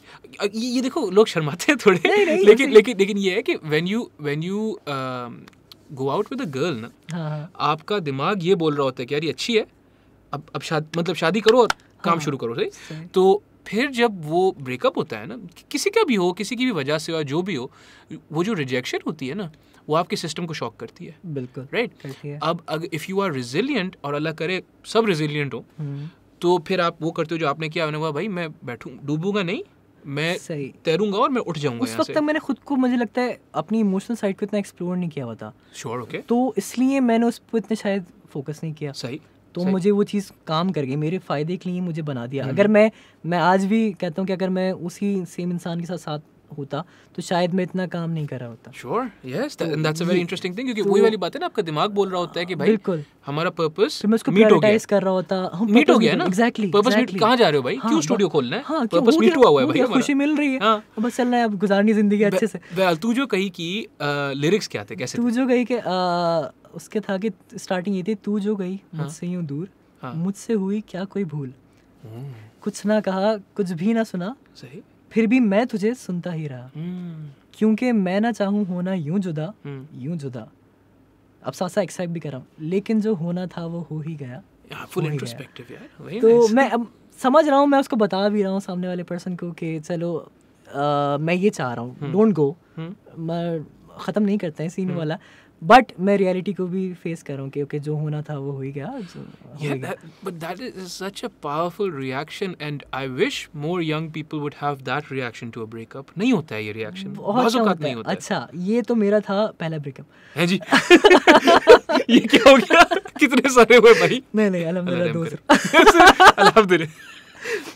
इसलिए कह रहा हूँ, आप इतनी तारीफ कर देंगे ना तो फिर वो लोग यार ये तो हिपोक्रेसी है, ये तो नहीं, मैं तो अच्छा बड़ा अच्छा चल रहा था। अब मैं जो ना जा रहा हूँ, फुल खानदान वालों को भी पीछे छोड़ा हुआ है, फुल स्पीड में, साथ जो लोग आ रहे हैं बस वो समझ लें मेरा एक स्टेप बन रहे हैं आगे बढ़ने के लिए, और वो हेल्प आउट कर रहे हैं, मैं चल रहा हूँ। फिर 2017 में आई मेट समवन, ठीक है ना, सोशल मीडिया के थ्रू, वो चल रहा, अभी तक कुछ नहीं देखा। 18 में मेरा फिर स्टार्ट हुआ, रिलेशनशिप हुआ। अब मैं अब उस इंसान के साथ मुझे ऐसा फील हुआ कि उसने मुझे रोका, बोला किधर भाग रहे हो, कोई ज़रूरत नहीं इतना करने की, खुद पे इतना ज़्यादा बर्डन बनने की, अपने आप को थोड़ा रुको, ठहरो, देखो अपने आसपास, देखो, समझो कि व्हाट डू यू वांट, जहाँ तुम जा रहे हो, या आर यू हैप्पी विद। अच्छा, अब ये पैरेलल है, relationship and the business, exactly, going side by side, तो बिल्कुल चल रहा है। तो हाँ, अभी तक तो मैं बस प्रैक्टिकली बहुत अप्रोच अच्छी थी मेरी, लोग बड़ा अच्छा मुझे रिस्पॉन्ड कर रहे हैं, अच्छा एक थोड़ा नाम बनना शुरू हुआ था इंडस्ट्री में, मुझे कोई वो चीज़ नहीं थी कि यार अभी कमाना है, अभी नाम बनाना है, ये चीज़ थी, अच्छा हो रहा था। थोड़ी फिजिकल हेल्थ वगैरह भी कॉम्प्रोमाइज़ हो रही थी, बट स्टिल अच्छा जा रहा था कि यार मैं स्टार्ट के जो होता है ना टाइम के 5-8 साल अपना लगा दो, फिर आप नाम बना लो, फिर उसके बाद आप करते रहना, वो बहुत अच्छी अप्रोच थी। उस नाम के बाद मैं थोड़ा रुका, उसको प्रायोरिटाइज करना शुरू हुआ, बहुत अच्छी यार अमर ये क्या करती, ये हुआ, हाँ वो हुआ, ठीक है, वो होना शुरू हुआ। अब जो अमर यहाँ था वो थोड़ा स्लो करते नीचे आ रहा है, अब अमर चीज़ें छोड़ रहा है, because people can't trust you anymore. हाँ, आप बोल रहे हो नहीं मैं नहीं कर रहा हूँ, हाँ, अब हो रहा है, क्योंकि अब मुझे वहाँ टाइम देना है, क्योंकि मैं इतना ज़्यादा उस इंसान की तकलीफ़ों को या उस इंसान की सॉरोस को मैं अपने पर्सपेक्टिव से फील करना शुरू हुआ। सही। तो मुझे वो, मैं अपने आप को कहते ना कि यार तुम कभी नहीं समझ सकते वाली चीज़, मैंने कहा नहीं बॉस मैं समझ सकता हूँ, मैं रख रहा हूँ अपने आप को। तो मैंने उस चीज़ को अपने रखा और वो चीज़ फील करना शुरू हो गया, जबकि मेरी तकलीफ नहीं है, नहीं एम्पैथी हाई पे चल रही है ना, लेकिन चल रहा है एम्पैथी, हाँ कह सकते हैं। तो वो चीज़, जबकि अप्रोच भी थी कहीं ना कहीं साथ थी, अच्छी थी, वो बहुत बना शुरू हुआ और लगा कि नहीं boss, that person is my responsibility now, अब शादी होनी है, I have to like live for it वाला सीन ऐसा होना शुरू हुआ। तो 18 में मेरा फिर रिलेशनशिप भी स्टार्ट हो गया, से ये चीज़ें होने शुरू हुई, ऑलमोस्ट घर वर पे बातें आती हैं, बट फिर वही सेम एक पैटर्न दिखा मुझे, और फिर वहाँ से जो है वो चीज़ें ख़त्म होना शुरू हुई। और क्या कह सकता हूँ उसको कि स्टैंड करना सामने वाले की तरफ से नहीं आ सका, कुछ ऐसा रिस्पॉन्स सही नहीं आया कि वो चीज़ें नहीं फिर वर्कआउट हुई, और वो एक दिन आई है चीज़ ख़त्म हो गई। देखो हमारे पता है क्या, मैं इसको जो है ना, मेरी इसमें भी एक थ्योरी है, हाँ, कि जो रिलेशनशिप्स होती है ना अपनी, वो स्पेशली पाकिस्तान या ऐसे मुल्कों में जो थोड़े कंजर्वेटिव लीनिंग होते हैं, सूडो मैरिज होती है। सूडो का मतलब semi marriage but not quite, right. Okay, so देखो मैरिज में जो होता है ना, राइट्स भी होते हैं, रिस्पॉन्सिबिलिटीज़ भी होती हैं, ठीक है ना। एक घर है, आप दोनों ने चला है, हाँ, दोनों की जिम्मेदारियां हैं, दोनों के फ़र्ज़ हैं, फ़राइज़ हैं और हकूक़ भी हैं, सब कुछ है, राइट। सूडो मैरिज क्यों? क्योंकि वन साइड, हाँ, वन साइडेड हो नहीं हो, वो अपने घर के मसले हैं, आपके अपने घर के मसले हैं, हर जगह है। लेकिन आप कॉन्स्टेंटली उनको लेके घूम रहे हैं अपने सर पे और वो कॉन्स्टेंटली आपको लेके घूम रही हैं। अब अमार जो है, आपने जो है, आपको 4 प्रोजेक्ट्स लाइन अप हुए हुए हैं, मेरे से बात क्यों नहीं की? सही है ना, सही है ना, ऑब्वियसली। ये देखिए, ऐसा नहीं है मैं भी कभी जवान था, क्या हो गया है हम लोग अल्हम्दुलिल्लाह। लेकिन आपने अपनी मैस्कुलिनिटी के पीछे वो चीज़ को छुपाया हुआ। हाँ, मुझे दर्द थोड़ी होता। मैंने आपकी डीपी देखी व्हाट्सएप बस शक्ल नहीं नजर आए, रोता हुआ नहीं दिखो, वो सही है, टायर दिख रहा है, टायर दिखे बस। तो आपकी ये जो सूडो मैरिज, मैं इसको इसलिए बोलता हूँ because it is unbalanced, it is an unstable form of a relationship। क्योंकि देखो ना, अब आप कॉन्स्टेंटली लगे हुए हैं, आपके अगर भाई बहन है या वालिदैन है अल्हम्दुलिल्लाह, तो अब आप उनको भी टाइम नहीं दे रहे। क्यों? क्योंकि आप फ़ोन में लगे हुए हैं, बिल्कुल सही है ना। अच्छा, अब वो इतना भारी हो गया है कि आप हर जगह उस फ़ोन को लेके घूम रहे हो। वो phone takes time, it starts taking away your life, starts taking away your energy, right? चीज़ें होना शुरू हुई। तो या तो ये हो कि ठीक है, रिलेशनशिप है, but then we are building towards marriage, right. अब 5.5 साल आपने सूडो मैरिज की हुई है, आपका हाल खराब हो ही जाता है ना। बिल्कुल होता है, बिल्कुल होता है। और फिर टाइम बाद ना आपको आप रियलाइज, सामने वाले को भी या दूसरे पर्सन को जो उस सिचुएशन में आप लोगों के साथ थे, उनको रियलाइज होता है कि हाँ, यू वर राइट, हाँ, you were doing something right, तुम सही डायरेक्शन पे थे, कहीं ना कहीं गलती थी। तो फिर थोड़ा सा वो खुद को सबर आता है कि ओके, आप सही थे, आप ऊपर देखते हो, कहते हो कि हाँ, मैं आपकी तरफ से ऐसा कोई इतना गलती नहीं हुई, ये चीज़ें हुई, ठीक है। अच्छा, दूसरा जो रिलेशनशिप मेरा चीज़ आई, उसने बहुत ज़्यादा ना मुझे रोक दिया, उसने मुझे बिल्कुल स्टॉप कर दिया। मतलब ऑब्वियसली मैं वो सारे काम कर रहा था जो वो मुझसे कहना चाहती थी कि यार अच्छा तुम ये करो, जो भी उसको लगता, मैंने अपने आप को जो है ना, मतलब जिस चीज़ से मुझे खुशी मिलती है, मैंने वो चीज़ें दूर कर दी थी खुद से। मैं ऑब्वियसली काम मेरी खुशी थी, वो गई, म्यूजिक ये वो। अच्छा, ऐसे बहुत कम खुश नसीब लोग होते हैं who are employed by their passions, हाँ, right? You were employed by your passion। मैं था, तो हाँ यार, ये तो बड़ी, तो वो बहुत एक ऑफ सीन हुआ एकदम से, क्योंकि मुझे लगा था कि यार दिस इज इट नाउ, अब शादी। हाँ, जो पिछला वो हो गया एक्सपीरियंस था, पास्ट एक्सपीरियंस को रिपीट नहीं करेंगे। अब सीन है इस अपनी इमोशनल साइड को करके एक पैक करके साइड में रखते हैं, मतलब हो जाएगा, कंप्लीट करते हैं, अब फिर फोकस करेंगे अपने आर्टिस्टिक साइड पे और ये और फ्यूचर के किस तरह ग्रो करना है, साथ साथ उसको भी लेके। लेकिन ऐसा नहीं था कि बिल्कुल इस पे भी डिपेंडेंट। तो जब यहाँ से सपोर्ट ख़त्म हुआ ना, तो बहुत उस चीज़ ने मुझे हिट किया। फिर वो ऐसा कि बहुत स्लो हो गया मैं, मतलब अभी तक मेरी 2018 तक अचीवमेंट चल रही थी मेरी, काम काज थे, स्टूडियो भी स्टार्ट हो गया था, सब कुछ हो गया था। एकदम से 2019 में आते आते बहुत पॉज लग गया, बहुत स्लो हो गया मैं। अब मैं पहले स्टूडियो चाहता था कि काम करूं, अब जब तक काम आएगा तो जाऊंगा, वो वाली अप्रोच हो गई लाइफ में। बहुत स्लो डाउन हो गया, चीज़ें हो गई। बीच में बहुत शौक चढ़ा कि यार मैं व्लॉगिंग श्लॉगिंग की तरफ भी बहुत था। आमिर भगत से मेरे टीचर थे, वो बहुत पहले उनसे पढ़ा हुआ है, उनसे मेरी मुलाकात हुई। मैंने ऐसे ही एक दिन कैमरा उठाया था, मैं कहता सबकॉन्शियस माइंड में आपके चल रहा होता है, बड़ा बहुत मज़े का किस्सा है ये। हम लोग एक वेब सीरीज़ शूट कर रहे थे, तो मैं उस पर साउंड कर रहा था। तो वहाँ आमिर भगत जो क्रिएटिव डायरेक्टर थे उसके, हम लोग कह रहे थे, तो मुझे पता चला था आमिर भगत आ रहे हैं। अब मैंने उनके देखा था एडिट मीटअप्स वगैरह पे वो चॉकलेट मंगवाते हैं। अब वहाँ पे तो ऐसे ही आ रहे थे, मैं गया तो रास्ते में एक शॉप पड़ी, मैंने चॉकलेट खरीदता हुआ ले गया। तो वो स्टैंड आउट करने वाली चीज़ है छोटी सी, तो मैं गया। अब फर्स्ट टाइम मैं वहाँ पे बैठ के मैंने उनको दी, तो उनको लगा अच्छा। फिर मेरे बिलाल से हमारे जो डायरेक्टर थे, उन्होंने कहा कि यार आमिर भाई ये अमार है, ये आमिर भाई हैं, आमिर भाई इसको जो है वो मूरो भाई के पास असिस्ट करना है किसी भी प्रोजेक्ट पे। सही। तो आमिर भाई का बड़ा एक नॉर्मल सा हाँ तो करे, तो अच्छी बात है, करे। अच्छा, ये बड़ी मछली।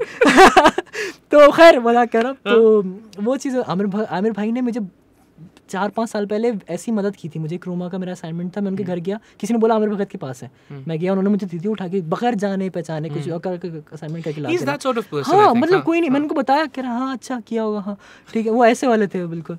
तो मुझे वहाँ मुलाकात हुई। अगले दिन उनका फ़ोटो वॉक था, तो आमिर भगत अपना कैमरा भूल गए।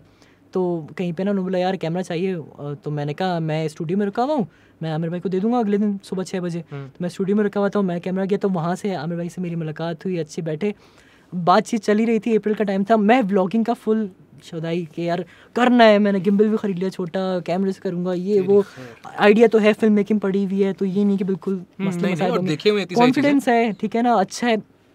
और कह भी सकते हैं कि एक जब आपका एक प्लेटफॉर्म मुझे मिल जाएगा तो मैं इस सिंगल प्लेटफॉर्म से अपने सारे जो काम है मेरे, चाहे म्यूज़िक है, चाहे वो एक्टिंग है, चाहे वो राइटिंग है, उनको मैं एक ही प्लेटफॉर्म के थ्रू जो है वो एग्जीक्यूट कर सकूँगा। तो वहाँ से आमिर भगत से मुलाकात हुई और मैं आमिर भगत के घर बैठा, हम लोगों ने कुछ शूट किया था, वो भी व्लॉग कर रहे थे, मैं भी कर रहा था उस टाइम पे। हम बैठे हुए एडिट के लिए बैठे हुए एक दिन, तो उनके घर के पीछे पुराना वाला घर जो है, वहाँ उनके घर के पीछे मस्जिद है, मैं गया, जो मैं का दिन था नमाज़ पढ़ के आ रहा। मेरे लास्ट यूट्यूब की वॉच लाइब्रेरी में इरफान जुनेजो की उस वक्त जो है वो वीडियोस पड़ी हुई थी, कोई मैं 120-130 पे था उस वक्त एपिसोड पर उनके ब्लॉग पे, माशाल्लाह इतने सारे थे वो। मैं तो as a film as series देख रहा था, डॉक्यूमेंट्री है उनकी, तो मैं देख रहा था, मैं आ रहा उनके गेट के अंदर से कॉलोनी में घुसा, मैं अंदर बाइक पे था, मैं नमाज़ पढ़ता हुआ आ रहा, सामने एक बंदा खड़ा हुआ है, कैप पहना हुआ, लेदर बैग, दुपट्टी चप्पल, फटी हुई टॉर्न जीन्स। मैंने देखा, मैं मुस्कुराया, बाइक पार्क की, मैं थोड़ा सा आगे गया, मैंने पीछे मुड़ के कहा आप आ रहे हैं? कह रहे हाँ आमिर भाई ऊपर है, मैंने कहा जी ऊपर है। तो हम दोनों साथ चलते आप भी प्लेट कूल कौन इरफान भाई कौन, ठीक है वो जाकिर खान, हाँ साथ साथ आ रहे, ठीक है हम लोग चलते हुए आ रहे ऊपर। अब मैं कैसे बताऊं कि यार कल रात आपकी वीडियो देख के मैं सोया हूँ और आज सुबह बहुत गलत पर्सपेक्टिव में कह रहा हूँ लेकिन, और आज सुबह आपसे मुलाकात हो रही है। और ये 1 महीने पहले जो मैंने ये वो वाली चीज़ कि आपने अगर सीक्रेट बुक अगर पढ़ी, लॉ ऑफ अट्रैक्शन पर है वो, हाँ तो वो बड़ी मजे की वो बुक है, मैं पढ़ता नहीं लेकिन उसकी मैंने सॉफ्ट पढ़ी, मैं पढ़ी ई बुक्स वगैरह पे। तो वो चीज़ है कि आप कोई भी चीज़ अपने दिमाग में आप करना सोच लो और फिर खड़े होकर बस चलना शुरू कर दो, तो कहीं ना कहीं उसकी डायरेक्शन बनी जाएगी। तो वो एक लॉ ऑफ अट्रैक्शन है, वो सबकॉन्शियस माइंड में कहीं ना कहीं मेरा था, तो मुझे वो चीज़ लेकर आ गई, आज यहाँ पहुँचा दिया मुझे। मैं मिला हूँ उनसे, अच्छा हुआ। अच्छा आमिर भाई तो इतने मज़े के इंसान है, गया उनके रूम में, हम लोग अंदर घुसे, आमिर भाई बैठा, हाँ इरफान आ जा, हाँ कर। इरफान भाई अपना व्लॉग अपलोड करने आए हुए थे, इंटरनेट का कोई इशू था तो वो यहाँ पे व्लॉग आप देख रहे, मैं बैठा कह रहा हूँ। कुछ 10-15 मिनट बाद आमिर भाई ने कहा कि इरफान ये अमार है। इरफान मैंने देखा, फिर इरफान भाई ने मेरी तरफ पढ़ के अस्सलाम वालेकुम, मैं इरफान जुनेजो। दिमाग में तो है बहुत पता है जानता हूँ मैं, आप क्यों बता रहे हैं? अच्छा क्या करते हो? अच्छा यार ये साउंड वाउंड करता है, ये अच्छा लड़का है, अच्छा कमर्शियल वगैरह भी होता है। जामी भाई से मुलाकात हुई, कभी जामी भाई को कहना कि यार ऐसे करके ना, वो इरफान भाई का जो बड़े तरीके से आमिर भाई ये कर लें। उस वक्त आमिर भाई अपने पेज के लिए, यूट्यूब के लिए व्लॉग्स कर रहे थे, सही, तो वो बैठ के Irfan how I met Irfan से वीडियो बना रहे थे। कह रहा आमिर भाई 2 दफ़ा कर चुके हैं ये हम फिर से, तो कह रहा नहीं करना है मुझे अभी। तो वो बैठे हुए कर रहे हैं, मैं बैठा हूँ, बड़ा अच्छा हंसी मजाक में वो चीज़ ख़त्म हो गई। फिर एक पता नहीं, मैं बाइक से मेरा एक दिन गिरा, एक्सीडेंट हुआ, उस चीज़ ने मुझे बड़ा स्लो, पहले भी एक दफ़ा गिर चुका था, बहुत जो ना तेज़ अमार के हर जगह स्पीड वाला एकदम थ्रिल वाला लड़का, तो दूसरी दफ़ा गिरा ना और फिर ये चीज़ें हुई, तो उस वक्त वो थोड़ा स्लो डाउन हो गया, यार अब भी नहीं भागूंगा, मतलब अब लाइफ में जो है ना आहिस्तापन कह सकते हैं उसको, मैं आ गया। How old were you? It was 2018 I guess, 2019. हाँ तो 25 और बहुत ज़्यादा चोट लगी थी? चोट ऐसी लगी थी कि दिमाग में कुछ थॉट्स थे, रात भर जागा हुआ था, सुबह शारा फैसल के रोड पे ऑयल मिल गया तो गिरा। यार ये नहीं होना था यार, मतलब लाइफ में ना ठीक है गिरते रहते हो लेकिन अब भी नहीं होना था, मतलब अब नहीं सोचूंगा उस बारे में। अब वो थॉट जब ख़त्म की ना, तो बेसिकली उसके थॉट के साथ वो कुछ कहते हैं ना कि कुछ पीसेस आपके चले जाते हैं, आप you never remain the same. तो वो जब हुई चीज़, तो वो चीज़ ले गई कुछ ना कुछ, मैंने उसको, मुझे फील हुआ कि वो चीज़ बरीड है कहीं, मैं भूला नहीं हूँ, वो कहीं मैंने दबा दी है। लेकिन कभी भी उस चीज़ पे जाके वो कोई नॉक करेगा, कुछ करेगा, तो वो सब कुछ वापस आएगा। ज़ाहिर है ऐसे होता है सबकॉन्शियस में। ये तो गलत बात है, इसको तो निकालना पड़ेगा किसी तरह, क्योंकि इनकम्प्लीट इंसान मैं नहीं हूँ, मैं ना रहना चाहता हूँ। टेम्प्रेरी चीज़ों पे मैं बिलीव नहीं करता, मेरे परमानेंट सोल्यूशन सही होते हैं, जुगाड़ू काम करने आते नहीं मुझे। मैं उस थॉट का इंसान था मैं उस वक्त, तो वो चीज़ें तो फिर मैं बहुत स्लो हो गया। फिर मैंने कहा अब नहीं चाहिए, अब लाइफ में ना अभी ना अप्रोच करना है ना काम करना है, बस स्लो हो गया। तो फिर वो व्लॉग श्लॉग का बूथ था वो सब उतर गया इसी चक्कर में। मैं अपना थीसिस शूट करके बैठा हुआ था। अच्छा मैं ग्रेजुएट हो गया था 2018 में, तो मैं अपना थीसिस अपलोड नहीं कर रहा था। मैंने आज तक नहीं किया अपनी थीसिस, पता नहीं क्यों।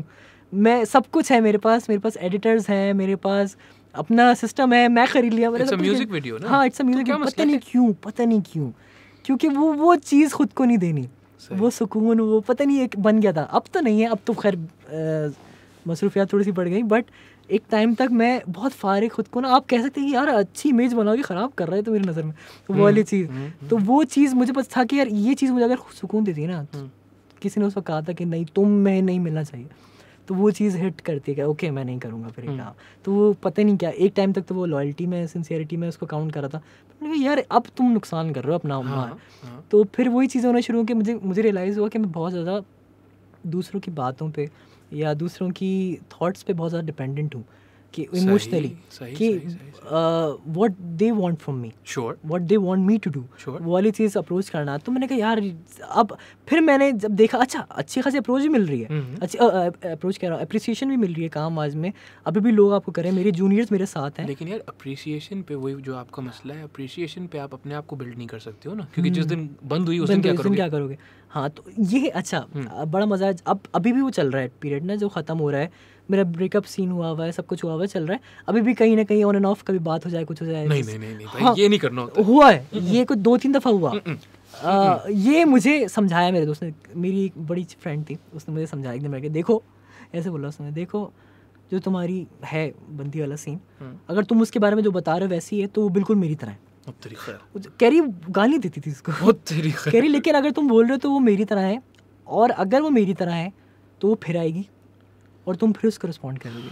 मुझे ऐसी मतलब उसने ऐसा समझाया मुझे कि और तुम क्योंकि तुम इस नेचर के इंसान हो कि तुम नहीं अपनी ईगो पे या रिवेंज पे नहीं जाते हो तुम, और तुम उस चीज़ को बड़ा लाइटली लोगे। मैंने कहा यार ये अगर ये कह रही है तो फिर मतलब अब माननी चाहिए। एक सिचुएशन ऐसी है लाइफ में कि मैंने अपना माइंड जो था उसको शट डाउन किया, मैंने बोला सामने वाले जो करीबी लोग हैं उनके हवाले करता हूँ खुद को, अब आप संभालो थोड़ी देर के लिए, इस वक्त मुझसे डिसीजन नहीं लिए जा रहे। ये होता था मैं इंसान पहले कि यार मैं लोगों को समझा रहा होता था, लोग अपनी प्रॉब्लम्स लेके या थोड़ी बहुत जो भी इशूज़ होते थे आते थे, मैं उनको सही आइडियाज़ ओपिनियंस अपने बताता था। कुछ टाइम बाद मैं वो इंसान बन गया था और मुझे रियलाइज़ नहीं हुआ। दैट तो is the circle of life ना। लेकिन मैं वही वाली बात है ना, the reason why I find this interesting is because this is not nuanced. ये हम बहुत सारे मर्द हजरात या जिनको क्या मतलब कोलोकियली लौंडे बोला जाता है, से उनके साथ बड़ा होता है, ये हम सबके साथ होता है ना। तो इनकरेज किया जाता है कि अपनी फीलिंग्स को दबा दो, सही ना, टाइट रहना, रोना नहीं, तकलीफ नहीं दिखाना, पागल हो क्या, मर्द बनो। There's no guidance, there's no counseling, there's no one telling Amar, there's no one telling Amar कि भाई देखो, if you feel like shit ना, perfectly normal and it makes sense for you to feel like shit, ठीक है ना। क्या हो गया? हाँ, मैंने वही चीज़ चेक करी, मैं सोच रहा था, मैं सॉरी क्या भाई कुछ ही मैं सोच रहा था मैं उस बारे में, वो आप मुझे बाहर बता रहे हो तो मैं विजुअलाइज कर रहा हूँ। नहीं देखो, आई एम जस्ट सेइंग कि इवन एट व्हाटएवर, अब जस्ट देखो मेरा ब्रेकअप हुआ था 18 साल की उम्र में, सही है ना। One of the greatest blessings I had was someone very very close to me who otherwise would have told me कि ये आप गलत कर रहे हो, you shouldn't go out with the girl, you should marry her. At 18, 24, whenever you can, just marry her. But they were like, यार देखो, if you feel bad right now ना, that's all right.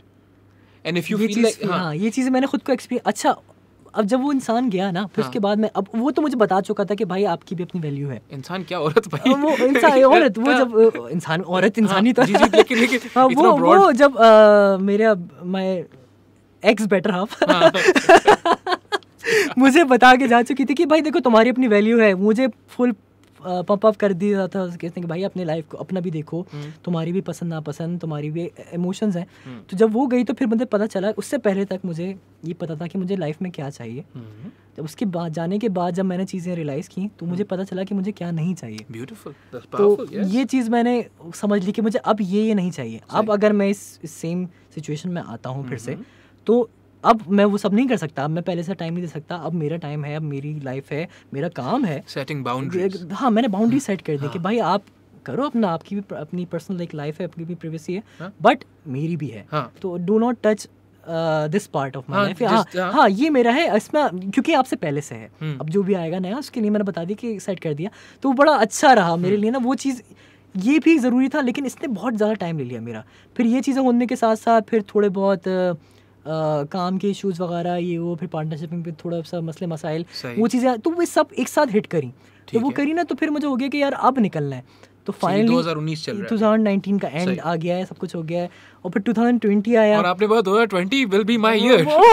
2020 मैंने बोला था boss अब तो आग लगाऊंगा मैं। 25 साल भी हो गए, अब तो 26 के होने वाले हो, 26 के हो गए आप माशाल्लाह आपसे ना, तो ये हो गया है। अब मैंने बोला यार करना है, और मार्केट मेरी है यार। ओहो अच्छा काम चल रहा है। फिर वो ऑस्ट्रेलिया की फायर, तो फिर वर्ल्ड वॉर 3 की खबरें, खैर आती हैं जाती रहती हैं।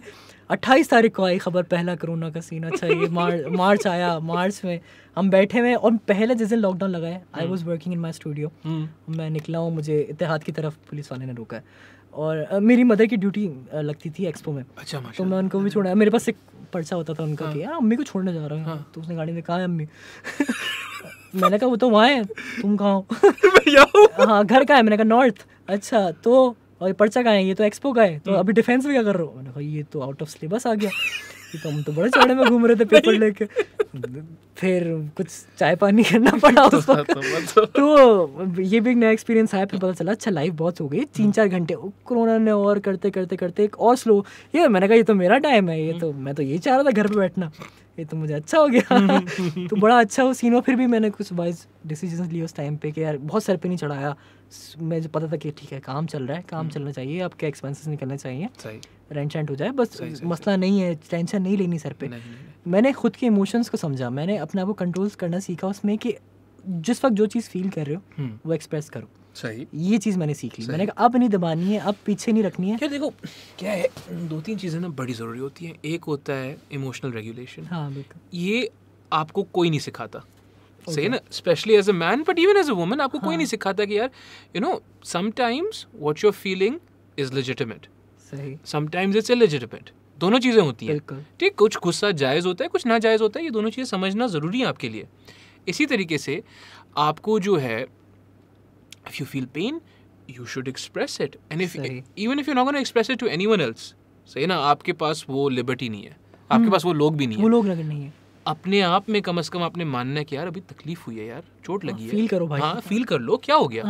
नहीं मर दूं, नहीं बर्दाश्त कर लूंगा। हाँ दर्द थोड़ी होता है। हाँ गुजर रही है भाई, गुजर नहीं रही है, आपको नवाजा गया है, आपको आपके ऊपर करम है। तो बहरहाल ये सब तो मेरी बात हो गई। तो उसके बाद लॉकडाउन हो गया, लॉकडाउन चला, काम चलता रहा, ठीक है। अब चीज़ें बढ़ रही थी, अब वो चीज़ें अब मुझे दिख रही थी कि मुझे ये नहीं चाहिए, मुझे ये चीज़ नहीं चाहिए, मुझे ये चीज़ नहीं चाहिए, वो चीज़ ट्रिगर कर रही थी। तो अभी कुछ मंथ्स पहले जो है मैंने फाइनली, मैं एक ट्रिप पे गया। जब आप ट्रिप पे जाते हो ना, तो आप, मैं पाकिस्तान टूर, मेरी परफॉर्मेंस थी नारायण में। इसके अंदर हाँ अभी मतलब 2 महीने पहले मैं नारायण, मुझे अच्छा, मैं कभी भी बाय एयर मैंने इससे पहले ट्रैवल नहीं किया था। अच्छा? हम लाइफ में, क्योंकि 4th क्लास में भी मेरी अम्मा अब्बा जब हज करने जा रहे थे तो मुझे छोड़ के चले गए थे कि उसका पेपर है, अम्मा 4th क्लास के बच्चे का पेपर। और मुझे छोड़ के पड़ोसी के पास चले गए कि, और नाना के पास मेरे, मैं नाना was Urdu lecturer in DJ college. तो मतलब प्रॉपर फैमिली चलती आ रही थी पीछे ना, 3 जनरेशंस वहाँ से पढ़ी हुई थी हमारे, मेरे ननियाल साइड। तो बड़ा अच्छा था, मुझे रट्टा था, मतलब नींद से भी उठा के पूछे बेटा क्वेश्चन नंबर 4 का मैं सुनाता था, मैं सो जाऊँ, ऐसा वाला बच्चा था मैं उस वक्त। फिर पता चला कि मैं अपनी अम्मा के लिए पढ़ता था, मैं तो कुछ और ही चाहता हूँ। ये भी थोड़े टाइम बाद खुद को रियलाइज़ हुआ मुझे। तो वो बात थी, मैं नहीं बैठा था। अब मुझे था कि मैं जब भी ट्रैवल करूँगा तो मैं इंटरनेशनली करूँगा, डोमेस्टिक नहीं करूँगा। बट एक कीड़ा था मुझे, जिद थी मेरी क्या नहीं करना, मुझे पहले भी आती थी। अब जब परफॉर्मेंस का आया, उन्होंने बोला कि आपको आना है, हम इस डेट, कोई कॉर्पोरेट एक कंपनी थी, उन्होंने बोला कि आपको परफॉर्म करना आना है। मैंने कहा मैं आ जाऊँगा, ठीक है। उन्होंने बोला यार नारायण आना है। मैंने कहा ओह, दिल में लड्डू फूटा। हाँ अच्छा हाँ मैं जी आ जाते हैं। तो उन्होंने बोला कि अच्छा यहाँ आना है और आपकी हम फ़्लाइट करवा रहे हैं। नहीं फ़्लाइट तो नहीं। मैंने बोला आपको 7 सितंबर को पहुँचना है। मैंने कहा मैं गाड़ी में आऊँगा।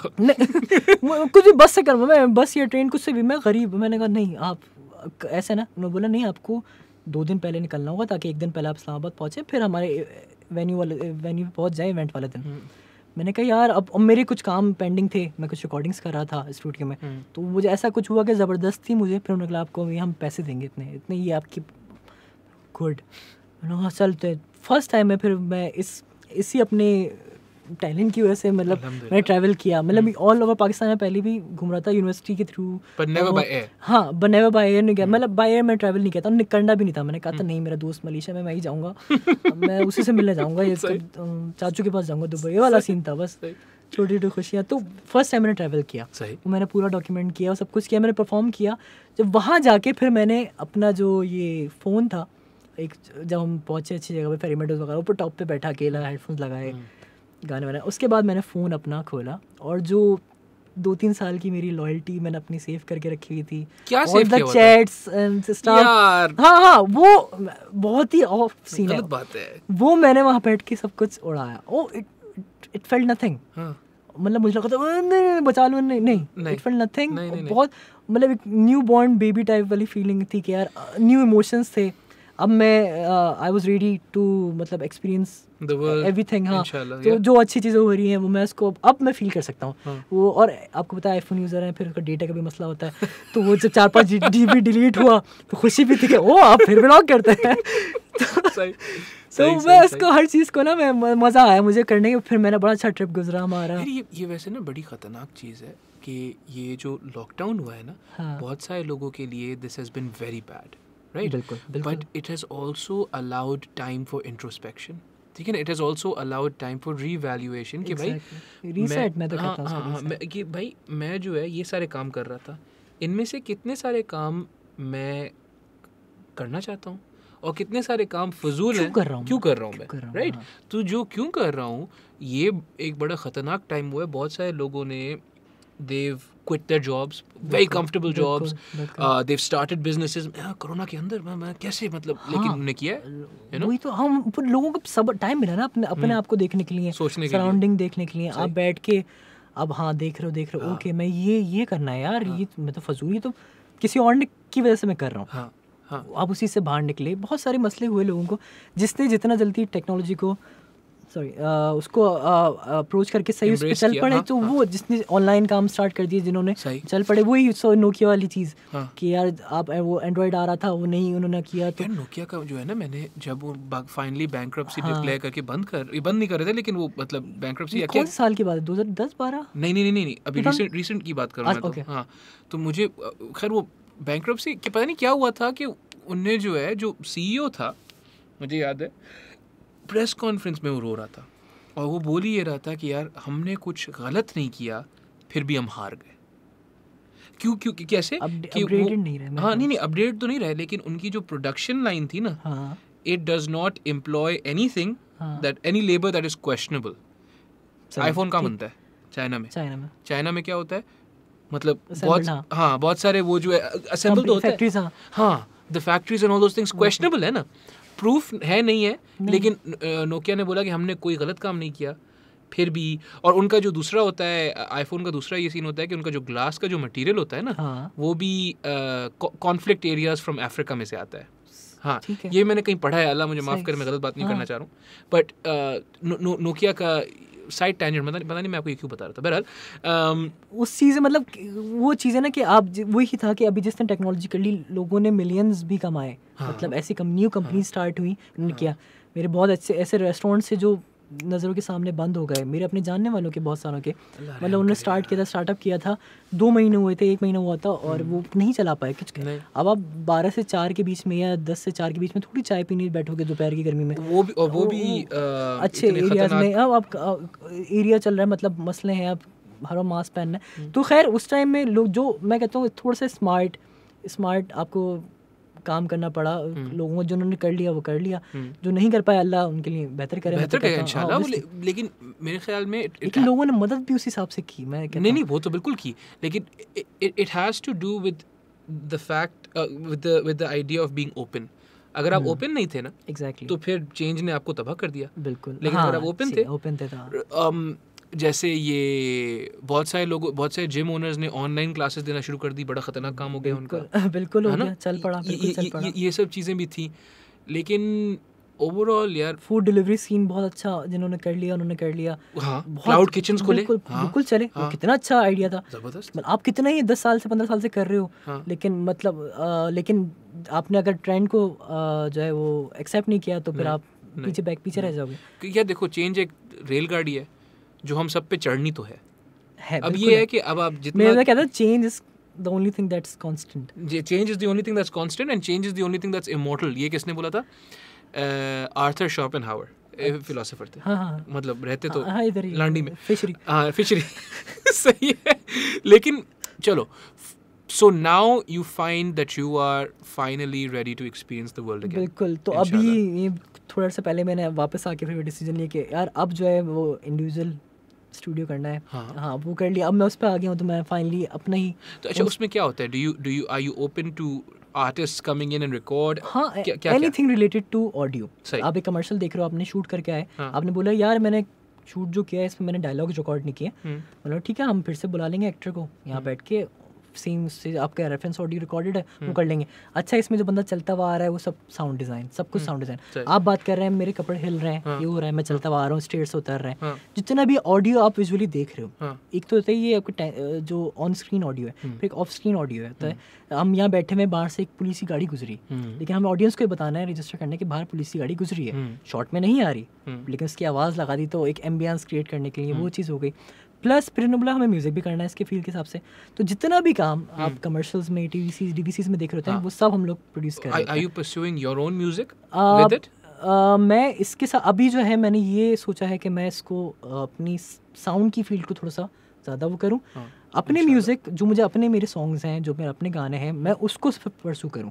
मैं दोनों चीज़ें साथ में चलाऊँ, म्यूज़िक प्रोडक्शन ना करूँ, क्योंकि मुझे लगता है जो मेरा म्यूज़िक जो पार्ट है वो मेरा एक स्केप सही जहाँ मैं बोर हुआ, काम करते करते बोर हुआ, कुछ हुआ यार बहुत फ्रस्ट्रेशन हो रहा, अब हो रहा, काम रुका, न्यू प्रोजेक्ट खोला, कीबोर्ड निकाला, प्ले किया, गाना हुआ, सुकून आया, फ्रेश हुए, बैक टू नॉर्मल। तो मैं जिस दिन मुझे लगता है कि अगर मैं इससे भी कमाना शुरू हो गया अगर म्यूजिक प्रोडक्शन से, तो फिर मैं दूसरों के लिए म्यूजिक कर रहा हूँ, फिर मेरा दिल चाहे ना चाहे क्लाइंट चेंजेस मांगेगा मुझसे, अब मैं उस मूड में हूँ नहीं हूँ। तो साउंड डिज़ाइन, ये साउंड इंजीनियर मेरे लिए as a profession, music as a passion, एक वो एक साइड नॉट हॉबी, मैं इससे भी कमाता हूँ मैंने परफॉर्मेंस वगैरह से, लेकिन मुझे इंटरेक्शन मज़ा आता है। आप मुझे परफॉर्म करते हुए कभी देखे तो मैं एक बहुत डिफरेंट मार होता है, उस वक्त स्टेज पे आके सब भूल चुका होता हूँ मैं, वो एक बहुत इंजॉयमेंट वाला होता है और सामने ऑडियंस मुझे देख के एंजॉय कर रही होती है कि यार ये वाला परफॉर्मेंस का सीन है। तो That's very interesting. तो मैं इस चीज़ को मैं उस पर जो है बहुत प्रोफेशनली काम या पैसे से रिलेट नहीं करना चाहता, पता नहीं क्यों। आपने एक थे कार्ल मार्क्स भाई सेमड़ के, आप जानते हैं? हाँ, कार्ल मार्क्स भाई ने जो है ना एलियनेशन ऑफ लेबर की बात की थी, तो उनने ये बोला था कि आपका जो वर्क होता है ना, that is intrinsic to your life. सही है। और आपका वर्क यहाँ पे उनकी जो डेफिनेशन थी वर्क की, आपका साउंड डिज़ाइन भी हो गया, आपका म्यूजिक भी हो गया, all of it is your work because you are working on it. तो उन्होंने बोला कि the minute you begin to work for someone else, जो आपने अभी बात की, आपने अर्ज किया अभी, the minute you begin to work for someone else you will become alienated from that work. So it's all right for you to be alienated from sound design because it's सही है, पैसे मिल रहा है उस काम से, मुझे 10 चेंजेस मांगो मैं 10 चेंज करके दूंगा आपको। लेकिन म्यूजिक जो है you don't want to be alienated from that, मुझे उसमें नहीं करना, दैट्स वेरी इंटरेस्टिंग। उसमें मुझे नहीं बताओ कि मुझे कैसे प्ले करना है, क्या करना है। Have you because of your profession and your specialization, have you then experienced our music industry at all? मतलब उनमें से म्यूजिक इंडस्ट्री से रब्ता रहा, मेरा काम हुआ? बिल्कुल रहा है। मतलब अभी जो सारे इतने ऑनलाइन शोज आ रहे हैं, जैसे अभी नया आया साउंड स्टेशन वाला आतिफ, ये मतलब ऐसी चीज़ें मेरे सामने होती हैं, मतलब मेरी बॉसेस वगैरह जो थे वो ही इसमें काम कर रहे हैं और डिफरेंट लोग हैं, बहुत अच्छा। मैं काफ़ी रहा हूँ उनसे इंटैक्ट, मैंने इवन जाफ़र को रिकॉर्ड किया अपने पास, हाँ जाफ़र, अली गाना वो मेरे पास रिकॉर्ड हो रहा। अभी कुछ 10-15 दिन पहले हमजा को रिकॉर्ड किया है। अच्छा, हाँ उसका रैप, वो जो है ना अभी वो अंडर द रैप्स रखना है, रैप को रैप को अंडर द रैप्स रखना है, तो वो अब वो किया, उसका जो आगे आने वाला है वो कहीं से कर रहा है, तो वो बहुत पहले से हमारा चल रहा था कि मुझे हमजा के साथ करना है सीन है वो वाला, तो वो एक अच्छा सीन रहा। मतलब और डिफरेंट आर्टिस्ट आते रहते हैं हमारे पास। ये तो आप इंडिविजुअल इंडी म्यूजिशियंस को बोल रहे हो ना, जो म्यूजिक इंडस्ट्री है हमारी वो मजेदार है या नहीं है? म्यूजिक इंडस्ट्री ना इट्स अ बिजनेस इंडस्ट्री ना, मतलब आपके आर्टिस्ट जब भी गाना गाएंगे जब उनके पास स्पॉन्सर्स होंगे, यार उनका पेट भरना है, उन्हें पेट भरना है। एग्जैक्टली वो है, उनको वही ब्रांड उनको अप्रोच जब भी करता है कि जब वो भी करते हैं कि हम गाना जब भी बनाएंगे, ऐसा नहीं। मैं आपको इतनी सिंपल सी एग्जांपल देता हूँ, अगर आप वीडियो साइट पर हैं, अगर एक तो डायरेक्शन है, एक्टिंग है, आप उसको अगर हायरार्की देखें हमारी इंडस्ट्री की, फिल्म इंडस्ट्री की, तो उसमें डायरेक्टर है, उसको एक बंदा है, वो अपना सारा काम करके ख़त्म कर देता है। सबसे वो कहते हैं ना, मतलब कैप्टन ऑफ द शिप होता है वो, बेसिकली क्या होता है, ठीक है ना। सबसे ज़्यादा जो रिकग्नाइजेशन मिलती है वो मिलती है आपके एक्टर्स को ऑन द, मतलब आपको ये याद होगा कि टाइटैनिक का हीरो कौन था, उसका डायरेक्टर का नाम नॉर्मल पूछे तो नहीं पता होगा। तो एक बहुत सिंपल सी मिसाल है। ऐसे करते करते बहुत सारे डिपार्ट्स हैं, सबका पढ़ाई होती है, उसकी आपको सीखना होता है। लाइन प्रोडक्शन का काम है, डीपी है। तो जब हम साउंड की फील्ड में भी आते हैं, जब हम, मैं पता नहीं क्या बात कर रहा था, खैर हम जब साउंड इंडस्ट्री मज़ेदार है, इंडस्ट्री के जो बता रहे हैं, तो उसमें लोग जो है वो एडिट का भी सेटअप, आपने एक सिस्टम डाला, आपने एक पंखा लगाया, आपने एक वीडियो सेटअप अपना रेडी किया और आप काम करना शुरू हो गए। ऑडियो के लिए, म्यूजिक क्रिएशन के लिए आपको अपना साउंड, आपने भी किया हुआ है, साउंड प्रूफ करना है, आपको ट्रीटमेंट करनी है, आपको गैजेट्स खरीदने हैं, आपको फिर सिस्टम करना है, आपको म्यूजिक प्रोडक्शन आनी चाहिए ऑन द इंडिविजुअल बेसिस। अगर if I am a musician, जो कि मैं हूँ, अगर मुझे प्रोड्यूस करना है, तो मैं जब तक अपना गाना लेके, तैयार गाना लेके, या तो मेरे पास बहुत एक्स्ट्रा ऑर्डिनरी टैलेंट हो कि मेरी आवाज़ ही ऐसी हो कि सामने वाला बोले यार तू कल से आजा, आके मेरे जो है किसी भी बड़े ब्रांड के बिस्किट के लिए गाना गा दे। तो लेकिन उसमें भी चलो, इन दैट इंस्टेंस इवन जो बंदा मुझे ये बोल रहा है, will they try to con me, will they try to game बिल्कुल, वो एक आपको बोलेंगे आपका पहला गाना है ना अभी, तो आपकी ये पेमेंट है, जबकि आपकी वैल्यू, जब आपको वैल्यू फॉर मनी, आपको जब अपना पता चल जाता है ना कि आपकी इतनी वैल्यू है, आपको गुस्सा आता है यार, ये तो मैंने बहुत कम में काम कर दिया इसको, कि इंडस्ट्री स्टैंडर्ड्स बने हुए कि यार इसकी ये पे चेक होना चाहिए, इसका ये होना चाहिए। तो म्यूजिक की फील्ड में आपको बहुत, जितना भी आप कहते हैं ना, जितना गुड़ डालो उतना कम, वर मीठा, वो आप करते रहोगे, वो कम है आपके हिसाब से। रादर देन आपको खुद एक ब्रांड बन के पहले आना पड़ता है, आपको बहुत सारा काम करना पड़ता है, फिर आपको कोई हायर करता है या कुछ, आपको फिर आपको वो रिकग्नाइजेशन मिलना शुरू होती है। And you need to know your own words पहले से। आपको उसके लिए सिंगिंग भी आना चाहिए, आपको एक इंस्ट्रूमेंट प्ले करना आना चाहिए जिसके आप गाते हो, करते हो। अगर आपके पास बजट इश्यूज हैं, आप नहीं कर सकते, आपको खुद एडिटिंग आनी चाहिए, सॉफ्टवेयर पता होना चाहिए, फिर वो बहुत खप है। तो म्यूजिक फील्ड में ये तो बहुत, यहाँ पे कोई रैकेट लेबल्स नहीं है। पहले ज़माने में होते थे वो EMI वाले और दूसरे कर होते थे, लेकिन अब नहीं, उन्होंने भी आर्टिस्ट को हर्ट ही किया। वो ये सही ना, अभी आपके पास गिने चुने फिर वो आ जाते हैं, पटारी आ जाता है और फिर एक दो और आ जाते हैं।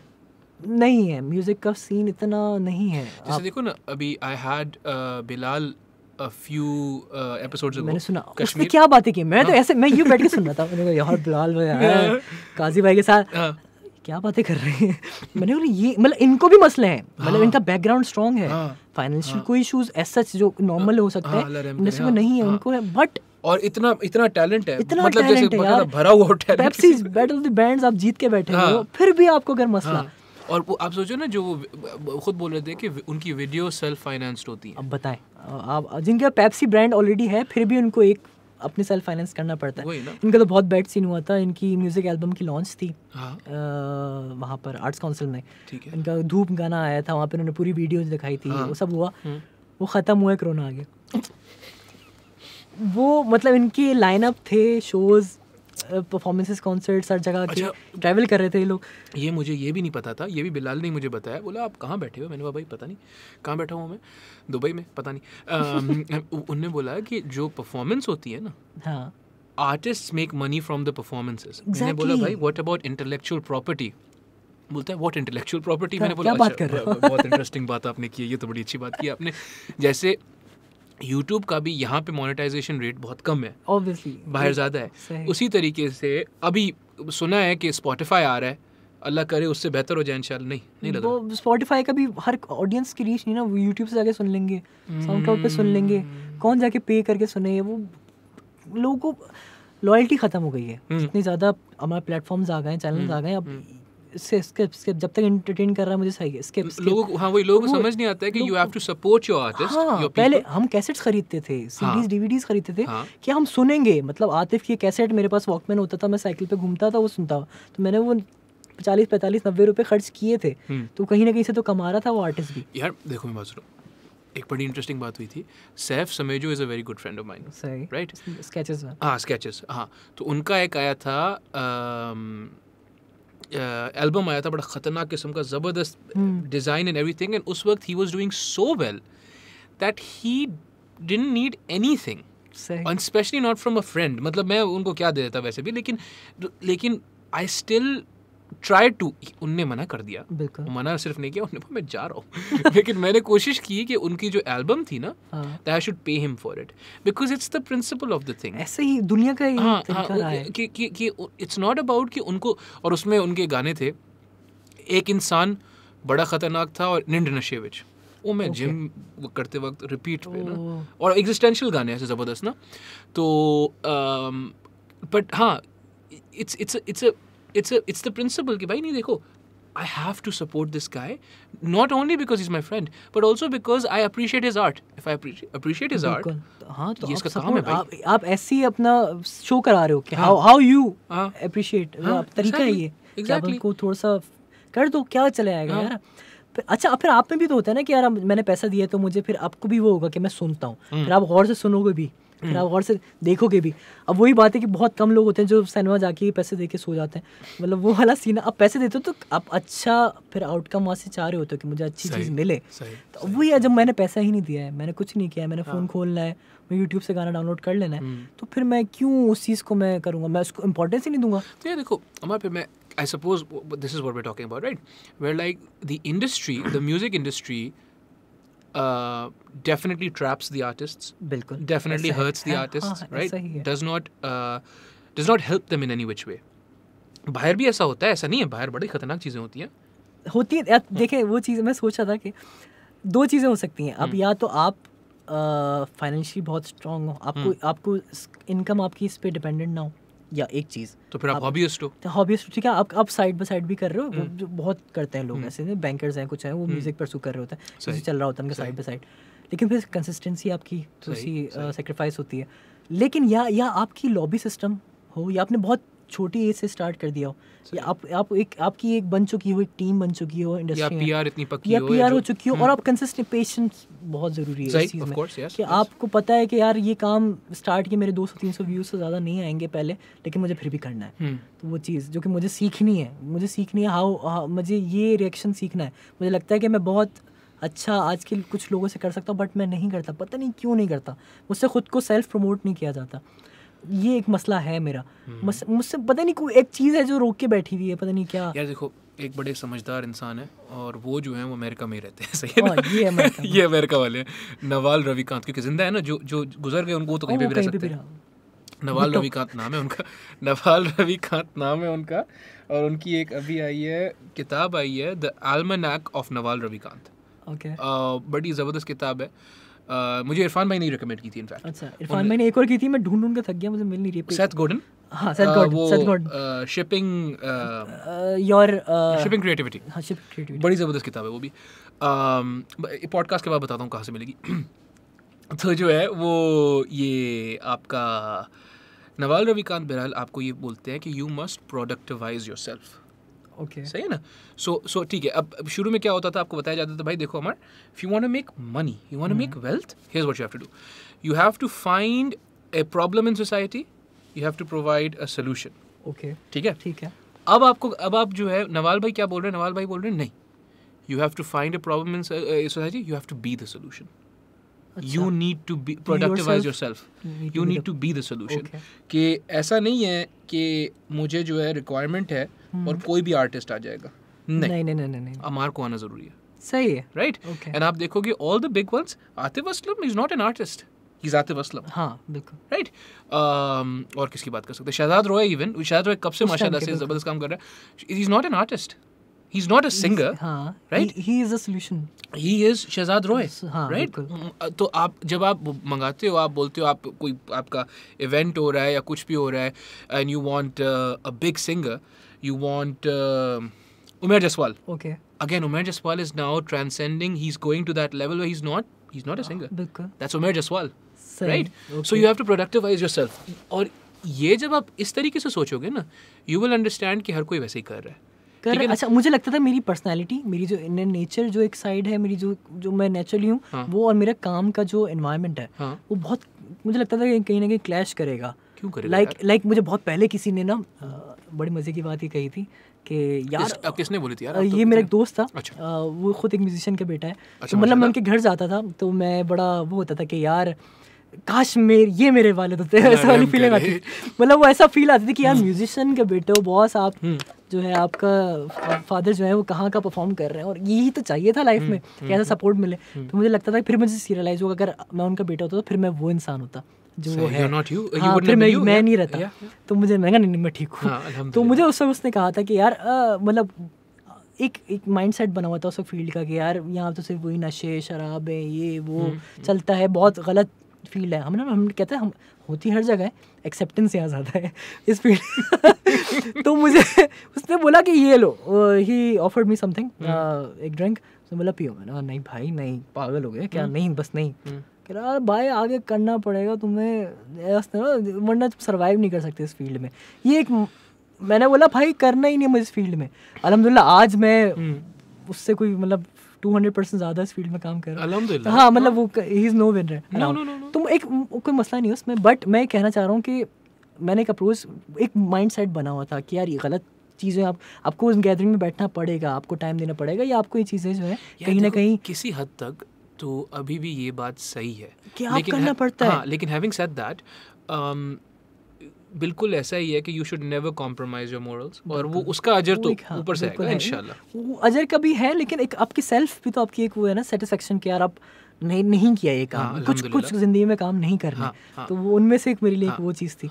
ऐसे बहुत बड़े बड़े सिंगर्स हैं जिनको मैं मैं तो नहीं, खैर उनके प्राइसेस हाफ हो जाते हैं जब उनको एक राउंड लगता है। नहीं। हाँ बिल्कुल ऐसा है। वो जहाँ 10-15 लाख रुपए चार्ज कर रहे थे फॉर एन OST, वो दोस्ती यारी में 4-5 लाख में भी 3 लाख में भी काम करके दे देता है। अच्छा, उनकी गैदरिंग वो है, ठीक है ना। तो ये वाला चक्कर होता है, मतलब कहते हैं ना नशा इंसान का साथ कब्र तक देता है।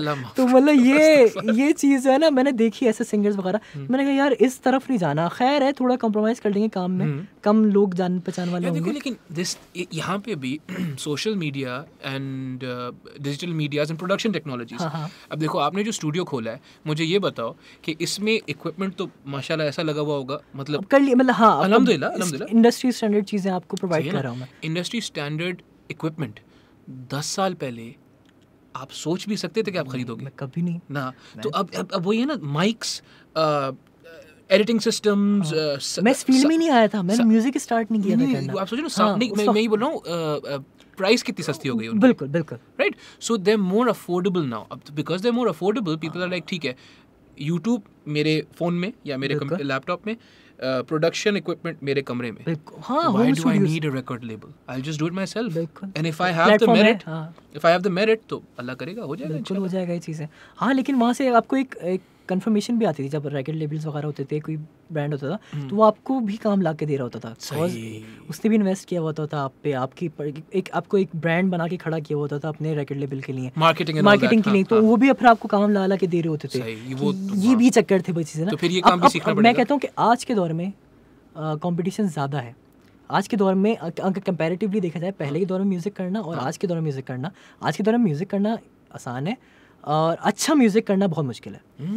इंटरेस्टिंग। कैसे, मतलब समझो? ये आप पहले के दौर में हर बंदा जब पहले बहुत वो थी, जिस हिसाब आपको रोका जाए ना वो आप उतना ही ज़्यादा करते हो। सही, ऑफ कोर्स। जैसे कहा जाता है कि जुल्फी भाई नेस्कैफे बेसमेंट के जो है, उनसे कोई डिस्कस कर रहा था तो उसने बोला कि एक कोक स्टूडियो पाकिस्तान में भी है, एक कोक स्टूडियो इंडिया में भी है, लेकिन क्यों पाकिस्तान का ज़्यादा फेमस है all around the world rather than Coke studio India, जबकि उनकी तो कल्चर में है म्यूज़िक करना, उनकी तो सब कुछ है। तो कह रहे यही बात, जिस चीज़ से इंसान को ज़्यादा रोका जाता है ना, हमारे कल्चर में म्यूज़िक नहीं है, हमारी चीज़ नहीं है, तो यहाँ पे जो रॉ टैलेंट निकल कर आता है, जब उनको इतने होते हैं, रोका जाता है, गिटार की तोड़े जाते हैं और सब कुछ होता है, जब वो उस जर्नी से गुजर के आते हैं तो फिर वो एक रेयर साउंड प्रोड्यूस कर रहे थे, वो एक रेयर म्यूजिशियन प्रोड्यूस कर रहे हैं, रादर देन कि पता है कि भाई हाँ मेरे घर में ही है, हारमोनियम रखी हुई है तो मैं तो कर लूँगा। फिर वो कहते हैं ना, क्रेविंग नहीं होती आप में।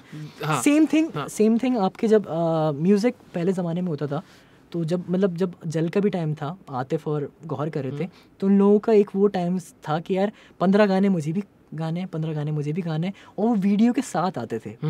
आप आज के गाने देखें, आज के गाने वो टेक्स्ट लिखा हुआ आ जाएगा, लोग क्योंकि लोग उतना इन्वेस्ट नहीं करते। लोग इस चीज़ को कहते हैं, उनको लगता है कि ये सेकंड ऑप्शन है, मतलब उनके पास एक बैकअप प्लान ऑलरेडी है कि अगर म्यूजिक नहीं हुआ तो मैं कुछ और कर लूँगा। वो पहले के ज़माने में नहीं था लोगों के पास ये, पहले वो बस एक ये चीज़ थी। तो उस वक्त उनको रिकग्नाइजेशन भी वैसे मिलती थी, लोग खरीद के ही सुनते थे, यूट्यूब नहीं था, इंटरनेट नहीं था, लोग कॉन्सर्ट्स में ही जाके सुनते थे। बहुत ज़्यादा फेमस थे उस वक्त के लोग, और जेन्युइनली जो डिजर्विंग थे वो थे। आज के दौर में हर कोई, मतलब फेसबुक पे इतने पेजेस बने हैं म्यूजिशियंस के, और वो है हर कोई वीडियो डाल देता है, हर कुछ कर देता है। उसमें जो अगर नेगेटिव चीज़ होगी तो वो ज़्यादा इम्पैक्टफुली वो एक वायरल हो जाएगी। बट अच्छा म्यूजिक जो साउंड ऑफ कुलाची है, बहुत सारे ऐसे सिंगर्स हैं जो साउंड ऑफ कुलाची, ये एहसन बारी, इनका वो इतने सारे म्यूजिशियंस के साथ कोलैबोरेट कर चुके हैं। कोक स्टूडियो में माशाल्लाह उनकी अचीवमेंट थी उनका आना, बहुत सालों से कर रहे हैं यार ये लोग। मज़े की कहानी बताऊँ आपको एहसन बारी के बारे में। एक ज़माने में जब मैं 18 साल का था और मेरा फ्रेश दिल टूटा था, तो मैंने सोचा था कि अपना दिल जोड़ने के लिए, या दिल को मतलब होल्ड करने के लिए, क्योंकि रोना वोना तो था नहीं और दुख नहीं दिखाना था, 3-4 काम करेंगे। एक, हम दिन के नहीं तो 100 टायर फ्लिप करेंगे। ठीक है, कंसिस्टेंसी। हाँ, consistency. It was 110 kilo tyre, इतना भारी नहीं होता है, लेकिन 100 दफ़ा देखा मैं। हाँ, 100 दफ़ा करना जो होता है उसको मुश्किल होता है। मैंने बोला ये हम करेंगे रोज़, क्योंकि ये तकलीफ दे देंगे लेकिन वो तकलीफ नहीं। बकायदा देवदास वही मेरी वाली के भाई 4 घंटे की नींद कर लेंगे लेकिन सोचेंगे नहीं। लेकिन यार मतलब अब मैं ये गाना सीख लेता, कितना ज़बरदस्त मजा आता ना। मैं बोलता यार हर जगह गाना गाता मैं तो।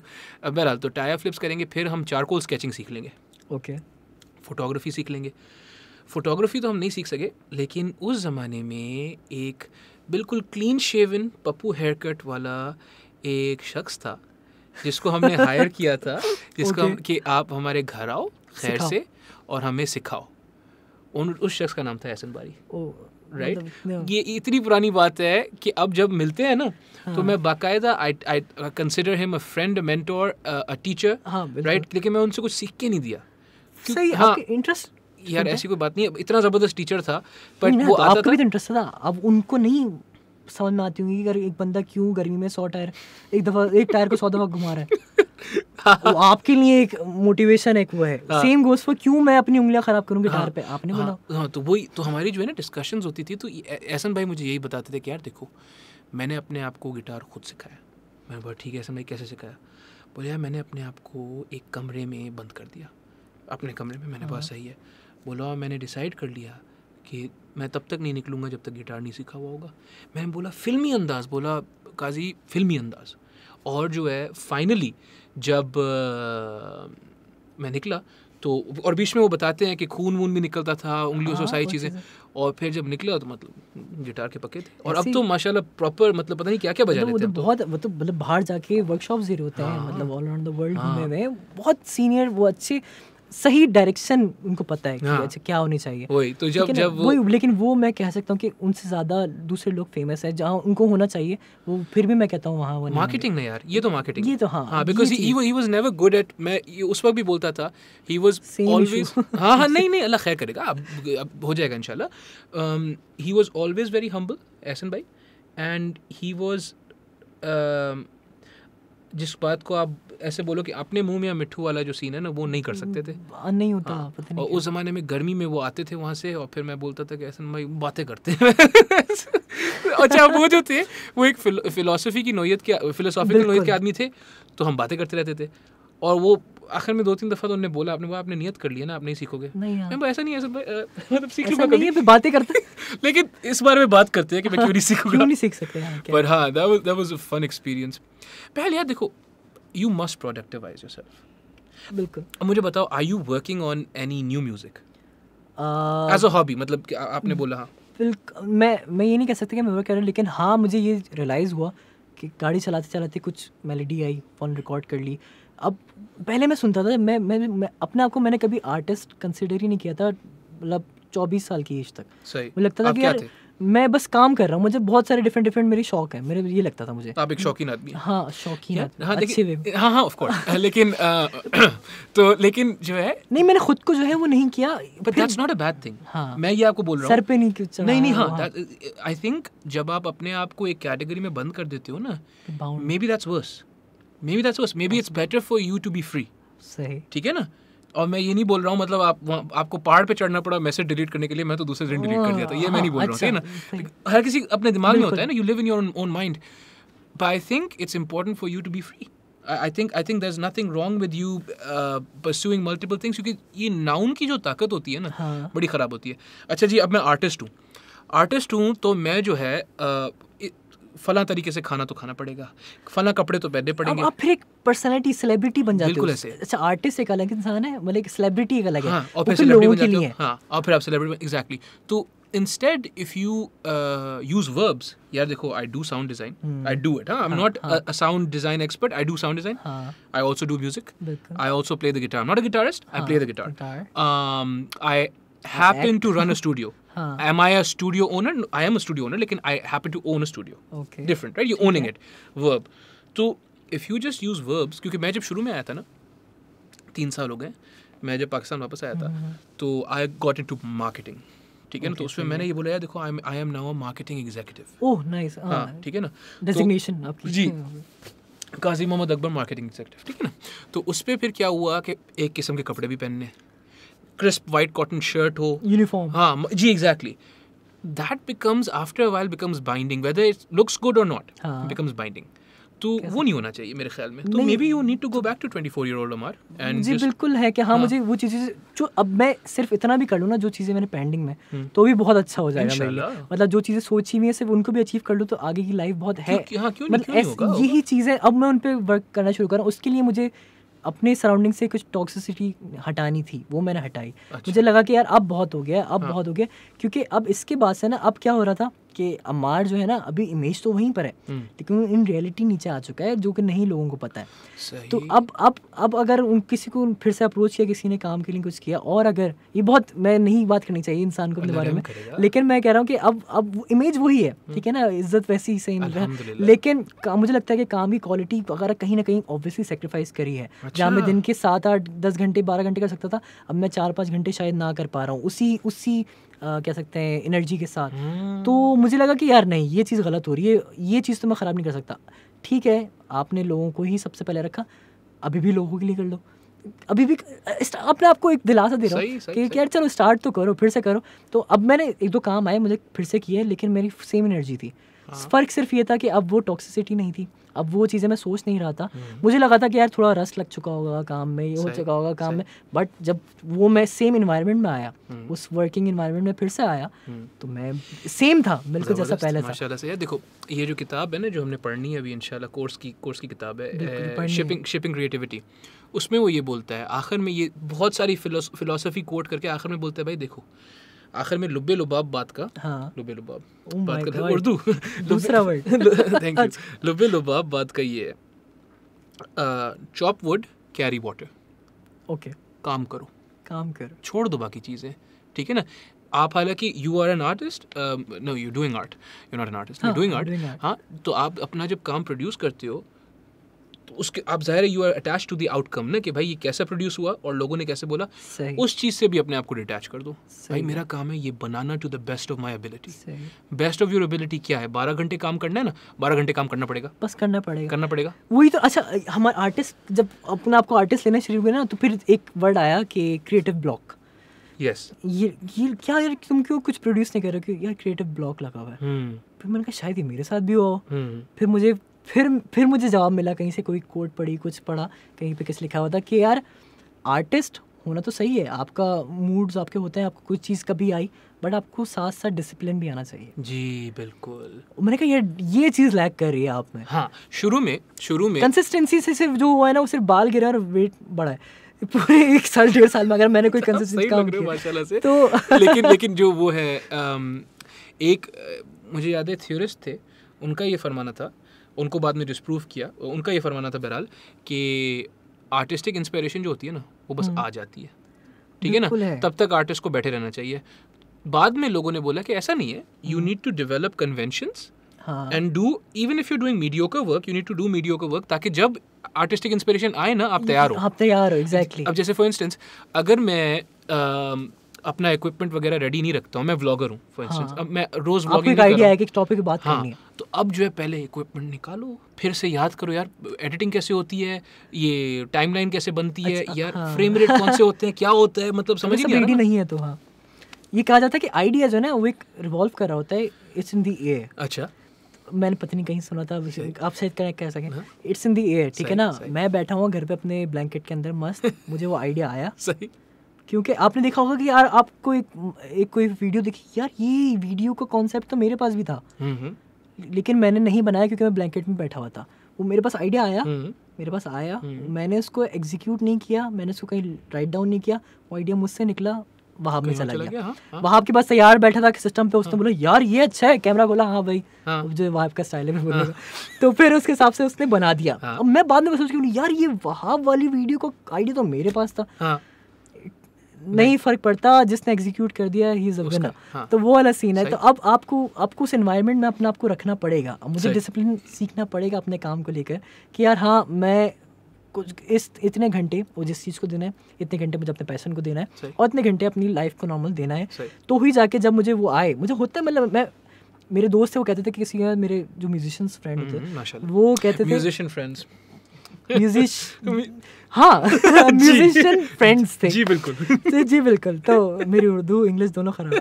तो वो मुझे कहते थे मेरे 14 गाने बने हुए, मेरे 17 गाने बने हुए मतलब? मेरे पास हाँ रखे हुए तैयार। तो कैसे होता है, यहाँ तो एक ही नहीं आ पा रहा स्टार्टिंग में ना। और जब मैं अपने आप को इमोशनली मैंने फ्री किया, जब मैंने हर इमोशंस को ऑन द स्पॉट फील करना स्टार्ट किया, सही, तो ऑटोमेटिकली गाड़ी में चलते हुए कुछ आ गया। मतलब मैं बाइक पे ड्राइव कर चलते हुए राइड करते हुए जा रहा हूँ, साइड में बाइक में लगा के मैं हेलमेट में माइक डाल के जो है वो रिकॉर्ड कर रहा हूँ कि जब मैं स्टूडियो में जाके बैठूँ तो मैं इसको प्ले कर लूँ। उस वक्त जो चीज़ आई, उस वक्त जो लिरिक्स आए वो लिखी फौरन से। तो वो ऐसे करते करते अराउंड मेरे पास भी कुछ 7-8 मेलोडीज तैयार हैं। आपको भी डिपार्ट होता है, जैसे आपको गाना सुनते हो तो आप उसमें ज़्यादा अट्रैक्ट म्यूजिक से होते हो या लिरिक्स से होते हो? मैं लिरिक्स से होता हूँ। लिरिक्स से होता है। मैं म्यूजिक साइड वाला हूँ। मुझे म्यूजिक जल्दी याद रह जाता है रादर देन लिरिक्स। तो म्यूजिक याद मतलब मेलोडी याद रह जाती है। सही। और मेरी अचीवमेंट होती थी कि मैं अच्छा ये नया गाना आया है, इसके घर गया, मैंने गिटार पे प्ले किया। मुझे उस गाने से अटैचमेंट जब तक है जब तक मैं पूरा गाना प्ले नहीं कर सकता। सही। जब भी मैंने उसकी पूरा कमांड मुझे हासिल हो गया, फिर गाना हाँ सही है, ठीक है, आगे चलो अब दूसरा मैं भी कर सकता हूँ। हाँ तो मैं भी कर सकता हूँ। तो वही चीज़ मुझे मेलोडीज बहुत जल्दी जल्दी आती हूँ, कहते हैं ना आती है। तो वो चीज़ आर्टिस्ट वाली चीज़ मुझे रियलाइज हुई कि अच्छा तो ये भी तो मैं कर रहा हूँ। मतलब वो इंसान मुझसे थोड़ा टाइम पहले वहाँ पहुँचा हुआ था, बस मैं थोड़ा सा लेट पहुँचा वहाँ पे। तो मुझसे भी कोई ऐसे होंगे जिनको नहीं आता होगा। तो अब मुझे कहाँ रखना है अपने आप को। अब मेरा ये अब जो आगे का मोटिव है अपने स्टूडियो को भी लेकर, क्योंकि मैं वो कहते हैं ना मैं बहुत जूनियर्स मेरे साथ काम कर रहे होते हैं, वो है मैं बहुत ज़्यादा सपोर्ट भी कर रहा होता हूँ क्योंकि मैं खुद उस जर्नी से गुजरा हूँ जहाँ से वो गुजरा। तो एग्जैक्टली, तो मैं उनको जो है फ्रीलांस मतलब ऐसे हेल्प आउट कर रहा होता हूँ काम में। तो अब मुझे ये है कि यार ठीक है कर लिया, लेकिन अपने आप को थोड़ा पहले रखना होगा। ये चीज़ सीख ली है, बाउंड्री ज़रूरी है हमारी, ठीक है ना। प्लस अब ऑडियंस, मैं अब यहाँ पर जो है मैं अपनी ऑडियंस ढूंढने आया हूँ, मैं अपने जैसे लोग ढूंढने आया हूँ जो होंगे, मैं उन्हीं में खुश हूँ। मुझे नहीं चाहिए फेक ऑडियंस, मुझे नहीं चाहिए वो, मतलब कि जो चीज़ जो मुझे समझे वाकई जो मेरी बात को, चाहे वो कम लोग हों, उनकी ऑडियंस कम हो कुछ हो, लेकिन वो ऑनेस्ट हो। मतलब ये मेरा एक मोटिव है अपने काम को लेकर कि यार मैं उनके लिए या अपने लिए बना रहा हूँ तो मुझे पता हो कि यार मैं कहीं गलत डायरेक्शन में तो नहीं हूँ। अप्रोच मेरी जो स्टार्ट में थी वो आगे जाके कहीं बदल तो नहीं रही काम को लेकर। इसको मैंने अभी तक अपने लिए सोचा हुआ है कि इन फ्यूचर जो मेरी आगे वो है इंशाल्लाह। बट ऐसा कभी भी नहीं होता है कि आप बोलो कि यार मुझे फला चीज़ के बारे में गाना बनाना है, ऐसा होता है? नहीं, एक मेलोडी आई, उस मेलोडी के वक्त जो मेरे दिमाग में सिचुएशन घूम रही थी, जो मेरे पास एक्सपीरियंसेस से वो लिया और एक कोई वर्ड पकड़ लिया मैंने, उसको बस मैंने कर लिया कि अब मुझे इसके इर्द गिर्द करना है, ठीक है। ब्रेनस्टॉर्मिंग जो करनी है मुझे कि मैं कहीं वही बात इधर उधर ना निकल जाऊँ, मुझे इधर ही रहते हुए जो है मुझे से गाना बनाना है। अब ठीक है ना, तू जो गई मैंने लिखा, वो एक ही दफ़ा गाने में आ रहा है। मतलब ये वर्ड जो है ज़्यादातर जो गाने होते हैं वो होते हैं जो कोरस में रिपीटेशन वाले वर्ड्स होते हैं। मेरा जो वर्ड है वो एक ही, मेरे जो नाम है गाने का वो एक ही दफ़ा आ रहा है गाने में स्टार्ट में। और मेरे गाने में कोरस पार्ट नहीं है। कोरस पार्ट कहते हैं जो रिपीटेशन पार्ट होता है, हाँ, मेरे गाने में वो नहीं है। तो मैंने अपने एक स्टाइल डेवलप कर लिया है जिसमें मेरा दूसरा गाना लिखा उसमें भी नहीं था, वो नेचुरली आया कि मेरे गानों में ऐसा पार्ट नहीं है कि कोई हमिंग आ जाएगी, कोई मेलोडी आपको रिमेंबर आप याद आपको रह जाएगी, बट ऐसा नहीं है कि मैं एक स्ट्रक्चर पे गाना नहीं बना रहा। एक होता है, एक तरीका होता है कि आप पहले ये करते हो, इंट्रो बनाते हो, फिर प्री कोरस, फिर कोरस, फिर फर्स्ट वर्स, सेकंड वर्स, फिर ब्रिज पार्ट, देन कोरस। हाँ, और ये स्ट्रक्चर आजकल चलता है, तो ये चलता है, एग्जैक्टली चलता है। बट आप पर है कि आप के अंदर से क्या आ रहा है, या तो आप इसमें भी अपना आपके बाउंड कर लो। तो मुझे में वो नहीं है, बाउंड होने वाली चीज़ ना थोड़ी सी मुझे डराती भी है। मुझे इसमें भी मुझे अच्छा भी लगता है कि आई एम फ्री, लेकिन कभी कभार जब नेगेटिव थॉट्स बहुत ज़्यादा आ जाती है ना, फिर ये चीज़ डराना शुरू कर देती है कि यार you are not bound to anything, कहीं तो रुको, कहीं तो कुछ करो, आप एंकर कहीं करो, हाँ कहीं तो कुछ रखो। तो फिर मैंने बना लिया था कि अपने आप को कि सिर्फ okay I am a sound designer by profession, I am a musician by profession, by hobby भी वो मैं करता हूँ, और प्लस मुझे जो है अपना एक प्लेटफॉर्म ढूंढना है जिसके थ्रू मैं ये चीज़ें, और अगर कुछ लिखने की मेरी ख्वाहिश जागी और मैं किसी को हेल्प आउट कर सकूं, जो कंटेंट क्रिएशन में मैं फिल्म मेकिंग पढ़ी हुई है, खुद आइडियाज़ अच्छे हैं, यूनिवर्सिटी लाइफ में डायरेक्ट की हुई है फिल्म्स, अच्छा उनका रिस्पॉन्स आया था, तो वो मैं एक प्लेटफॉर्म के थ्रू वो सारी अपनी बातें कह सकूं। तो ये प्लेटफॉर्म तो यार कोई यूट्यूब या इंस्टाग्राम चैनल ही होगा ना? बिल्कुल, हाँ एग्जैक्टली। तो अब उसकी तरफ आना कि वो करना, वो अच्छा नहीं पहला स्टेप अच्छा लेना वो बड़ा बहुत मुश्किल होता है, मतलब कि किस तरह करें। मुझे 3 साल लगे थे। अच्छा, आपको 3 साल लगे थे?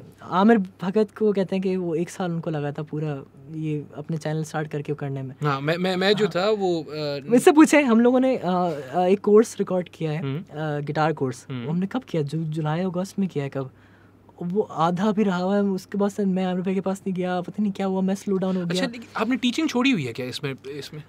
टीचिंग लॉकडाउन में मैंने अभी टीचिंग, वो गिटार चल रही थी क्लासेस, बट अभी मैं रिसेंटली कोई 1 महीने से मैंने एक यूनिवर्सिटी में मैं एज अ साउंड डिज़ाइन पढ़ा रहा हूँ as a teacher, visiting faculty. तो अभी हाँ, उनका कल ही मैंने इनके मिड्स के असाइनमेंट सबमिट करवाया।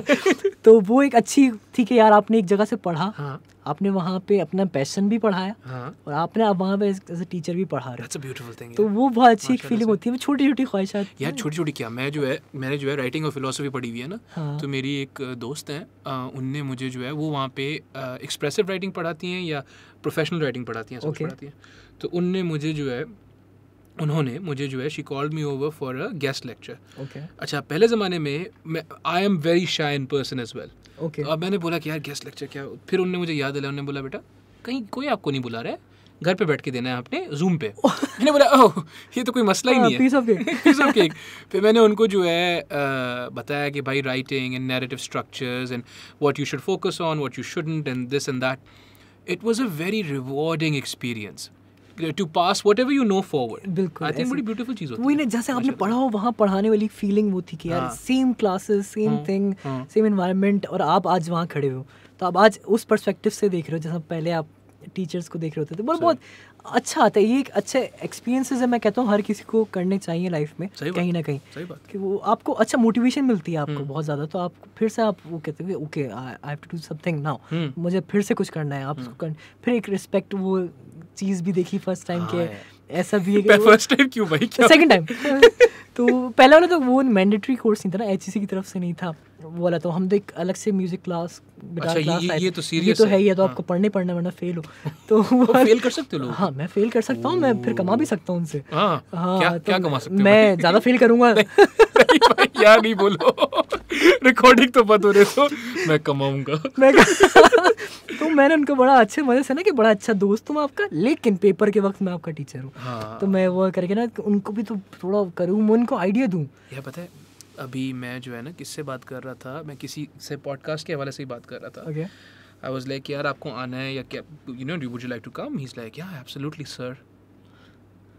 मैंने बोला भाई सर किसको बोला? फिर मुझे याद आया कि I am 28 when I was उस बंदे की जगह पे। मैं कॉलेज में था, और कॉलेज में मैं जिन लोगों को सर बोलता था वो भी मुझे मना करते थे, सर ना बोलो, मेरा नाम है, ये नाम है मेरा। वो मेरी उम्र के थे। ये कैसे हो गया? हाँ, ये नहीं होता है, ऐसा होता है। मैं मीरपुर खास गया हुआ था, सखर कहाँ पर है वो यूनिवर्सिटी है, शाह अब्दुल लतीफ़ यूनिवर्सिटी खैरपुर में। तो वहाँ पे मैं एक वर्कशॉप देने गया हुआ था इनके फोक म्यूज़िक वगैरह पे। तो वहाँ के मुझे लगा था यार ये बच्चे होंगे वही जो मेंटली बनी हुए कि अच्छा ऐसा घर होंगे। वहाँ जब मैंने गिटार प्ले करना शुरू किया, सामने 2 लड़कियाँ बैठी हुई वेस्टर्न सॉन्ग्स गा रही थी विद प्रॉपर लिरिक्स, और वो एड शेरन का वो मैं मेरे लिए थोड़ा हैरानी वाला था कि ओ अच्छा ये मतलब इनका ये म्यूजिक टेस्ट है, एक बना हुआ था। मेरी वो स्टीरियोटाइप वो वहाँ टूटी जाकर। तो वहाँ के स्टूडेंट्स वगैरह वो इतने ज़्यादा अच्छे, और वो इतने अच्छे सिंगर्स, मतलब एक दोस्ती यारी वाला सेटअप उनसे हो गया था, मतलब अच्छी बात। देखो exposure is a beautiful thing, और अब स्पेशली आजकल के ज़माने में ना एक्सपोजर आप नहीं रोक सकते हो। अब मतलब पता नहीं, अल्लाह रहम करे, बंद कर दो पूरा इंटरनेट, लेकिन उसके शॉर्ट पे एक्सपोजर तो उनको मिलेगा। And once you expose them to things, then you will realize that we are more similar than we are different. बिल्कुल। जैसे अभी ये अल्ले किया अली ज़फ़र ने, उसके बारे में अच्छी खासी ख्यालात है मेरे पास। अच्छा, ओके। कि सिंधी कल्चर को अली ज़फ़र को क्यों ज़रूरत पड़ी बचाने की। हाँ, एकदम से। हाँ, एकदम से अचानक से मतलब कि अजरक को मैं बचा लेता हूँ। मैं बोला अच्छा चलो ठीक है, तो उस बारे में फिर कभी बात करेंगे। तो वो ये चीज़ है कि अच्छा, वो उनके लिए जब मैं गया तो उनके लिए वहाँ पे इतने यूनिवर्सिटी के इश्यूज़ वगैरह ये वो हमेशा कभी यूनिवर्सिटी बंद ये वो, तो उनके लिए जब मैं गिटार लेके बैठा हुआ था तो बोला सर ये वर्कशॉप से ज़्यादा हमारे लिए कॉन्सर्ट था जो हमने जो है वो अटेंड किया। हम लोग बहुत अच्छे उसमें था। 2-3 चीज़ें थी, फोटोग्राफी हो रहा था वहाँ पे, आर्ट्स की मतलब थोड़ी बातें थी और एक म्यूज़िक था, तो उसमें एक मैं वर्कशॉप दे रहा था वहाँ पे। तो बड़ा अच्छा एक्सपीरियंस था कि यार उनका कल्चर जान के उन्होंने मेरा देखा, मैंने उनको ऐसी नॉर्मल बातें करा था, वो तालियां बजा रहे थे थोड़ी देर में। मैंने बोला यार म्यूजिक से रिलेटेड नहीं करा, मैं उनको लाइफ के बारे में बता रहा था कि अच्छा what you have to do now, ऐसे करके ना मैं अपने हर बात का एक तो एक्सपीरियंसेस इतने गेन कर चुके हैं छोटी सी लाइफ में भी, तो वो हर बात में ना हाँ यार ये हुआ था, मैंने ऐसे किया, आप ऐसे करना। बोलो नाइस यार, तू पसंद नहीं। तो मैं आपको वही बोल रहा हूँ ना कि जो आपके ये इकरा यूनिवर्सिटी ने उनने आपको a large part of your success and your confidence is exposure and work placement. बिल्कुल। तो हमारे ज़्यादातर जो एजुकेशनल इंस्टीट्यूट्स हैं उनको ये समझना पड़ेगा कि पीआर के बगैर कुछ होता नहीं है। बिल्कुल। और वर्क प्लेसमेंट करना बहुत ज़रूरी है। इट्स नॉट इनफ कि एक बंदा जो है काजी अकबर जो है प्रोफेशनल राइटिंग में अंडरग्रेड बन गया, अब क्या करे? काम तो नहीं रहा। काम तो दूर दूर तक नहीं दिख रहा। बहरहाल यार अल्लाह खैर करेगा, अल्लाह रहम करेगा। Let's call it. Let's wrap it up. Do you want to shout out your Instagram channel or whatever? Instagram Ammar Chishti, AMMARCHISHTII. YouTube? हाँ, YouTube अभी फिलहाल नहीं है। बनाओ ना भाई, क्या कर रहे हो? ये क्या कर रहे हो भाई यहाँ पे? YouTube तो अभी Instagram है, Facebook Ammar Chishti सेम नाम। हाँ, लेकिन Facebook पब्लिक नहीं है। Facebook पे भी पब्लिक है। हाँ, पब्लिक है। अभी मेरा एक पेज बना हुआ है। हम लोग वही, मैं ज़्यादा कोलैबोरेशंस वगैरह पे जा रहा होता हूँ या ऐसे काम के जो जिसमें खुद का नाम ना आए, पता नहीं क्यों अभी तक, तो मुझे चाहिए कि अब मैं खुद पे फोकस थोड़ा करूं और चीज को। हाँ, प्रोडक्टिवाइज योरसेल्फ। नवाल भाई ने बोला। हाँ, बिल्कुल। अमेरिका में रहते हैं, क्या होगा और क्या चाह रहे हो? गॉर्डन भाई के पास है ना। हाँ, इंशाल्लाह अल्लाह के हुक्म से। अमार काजी अकबर, अस्सलाम वालेकुम।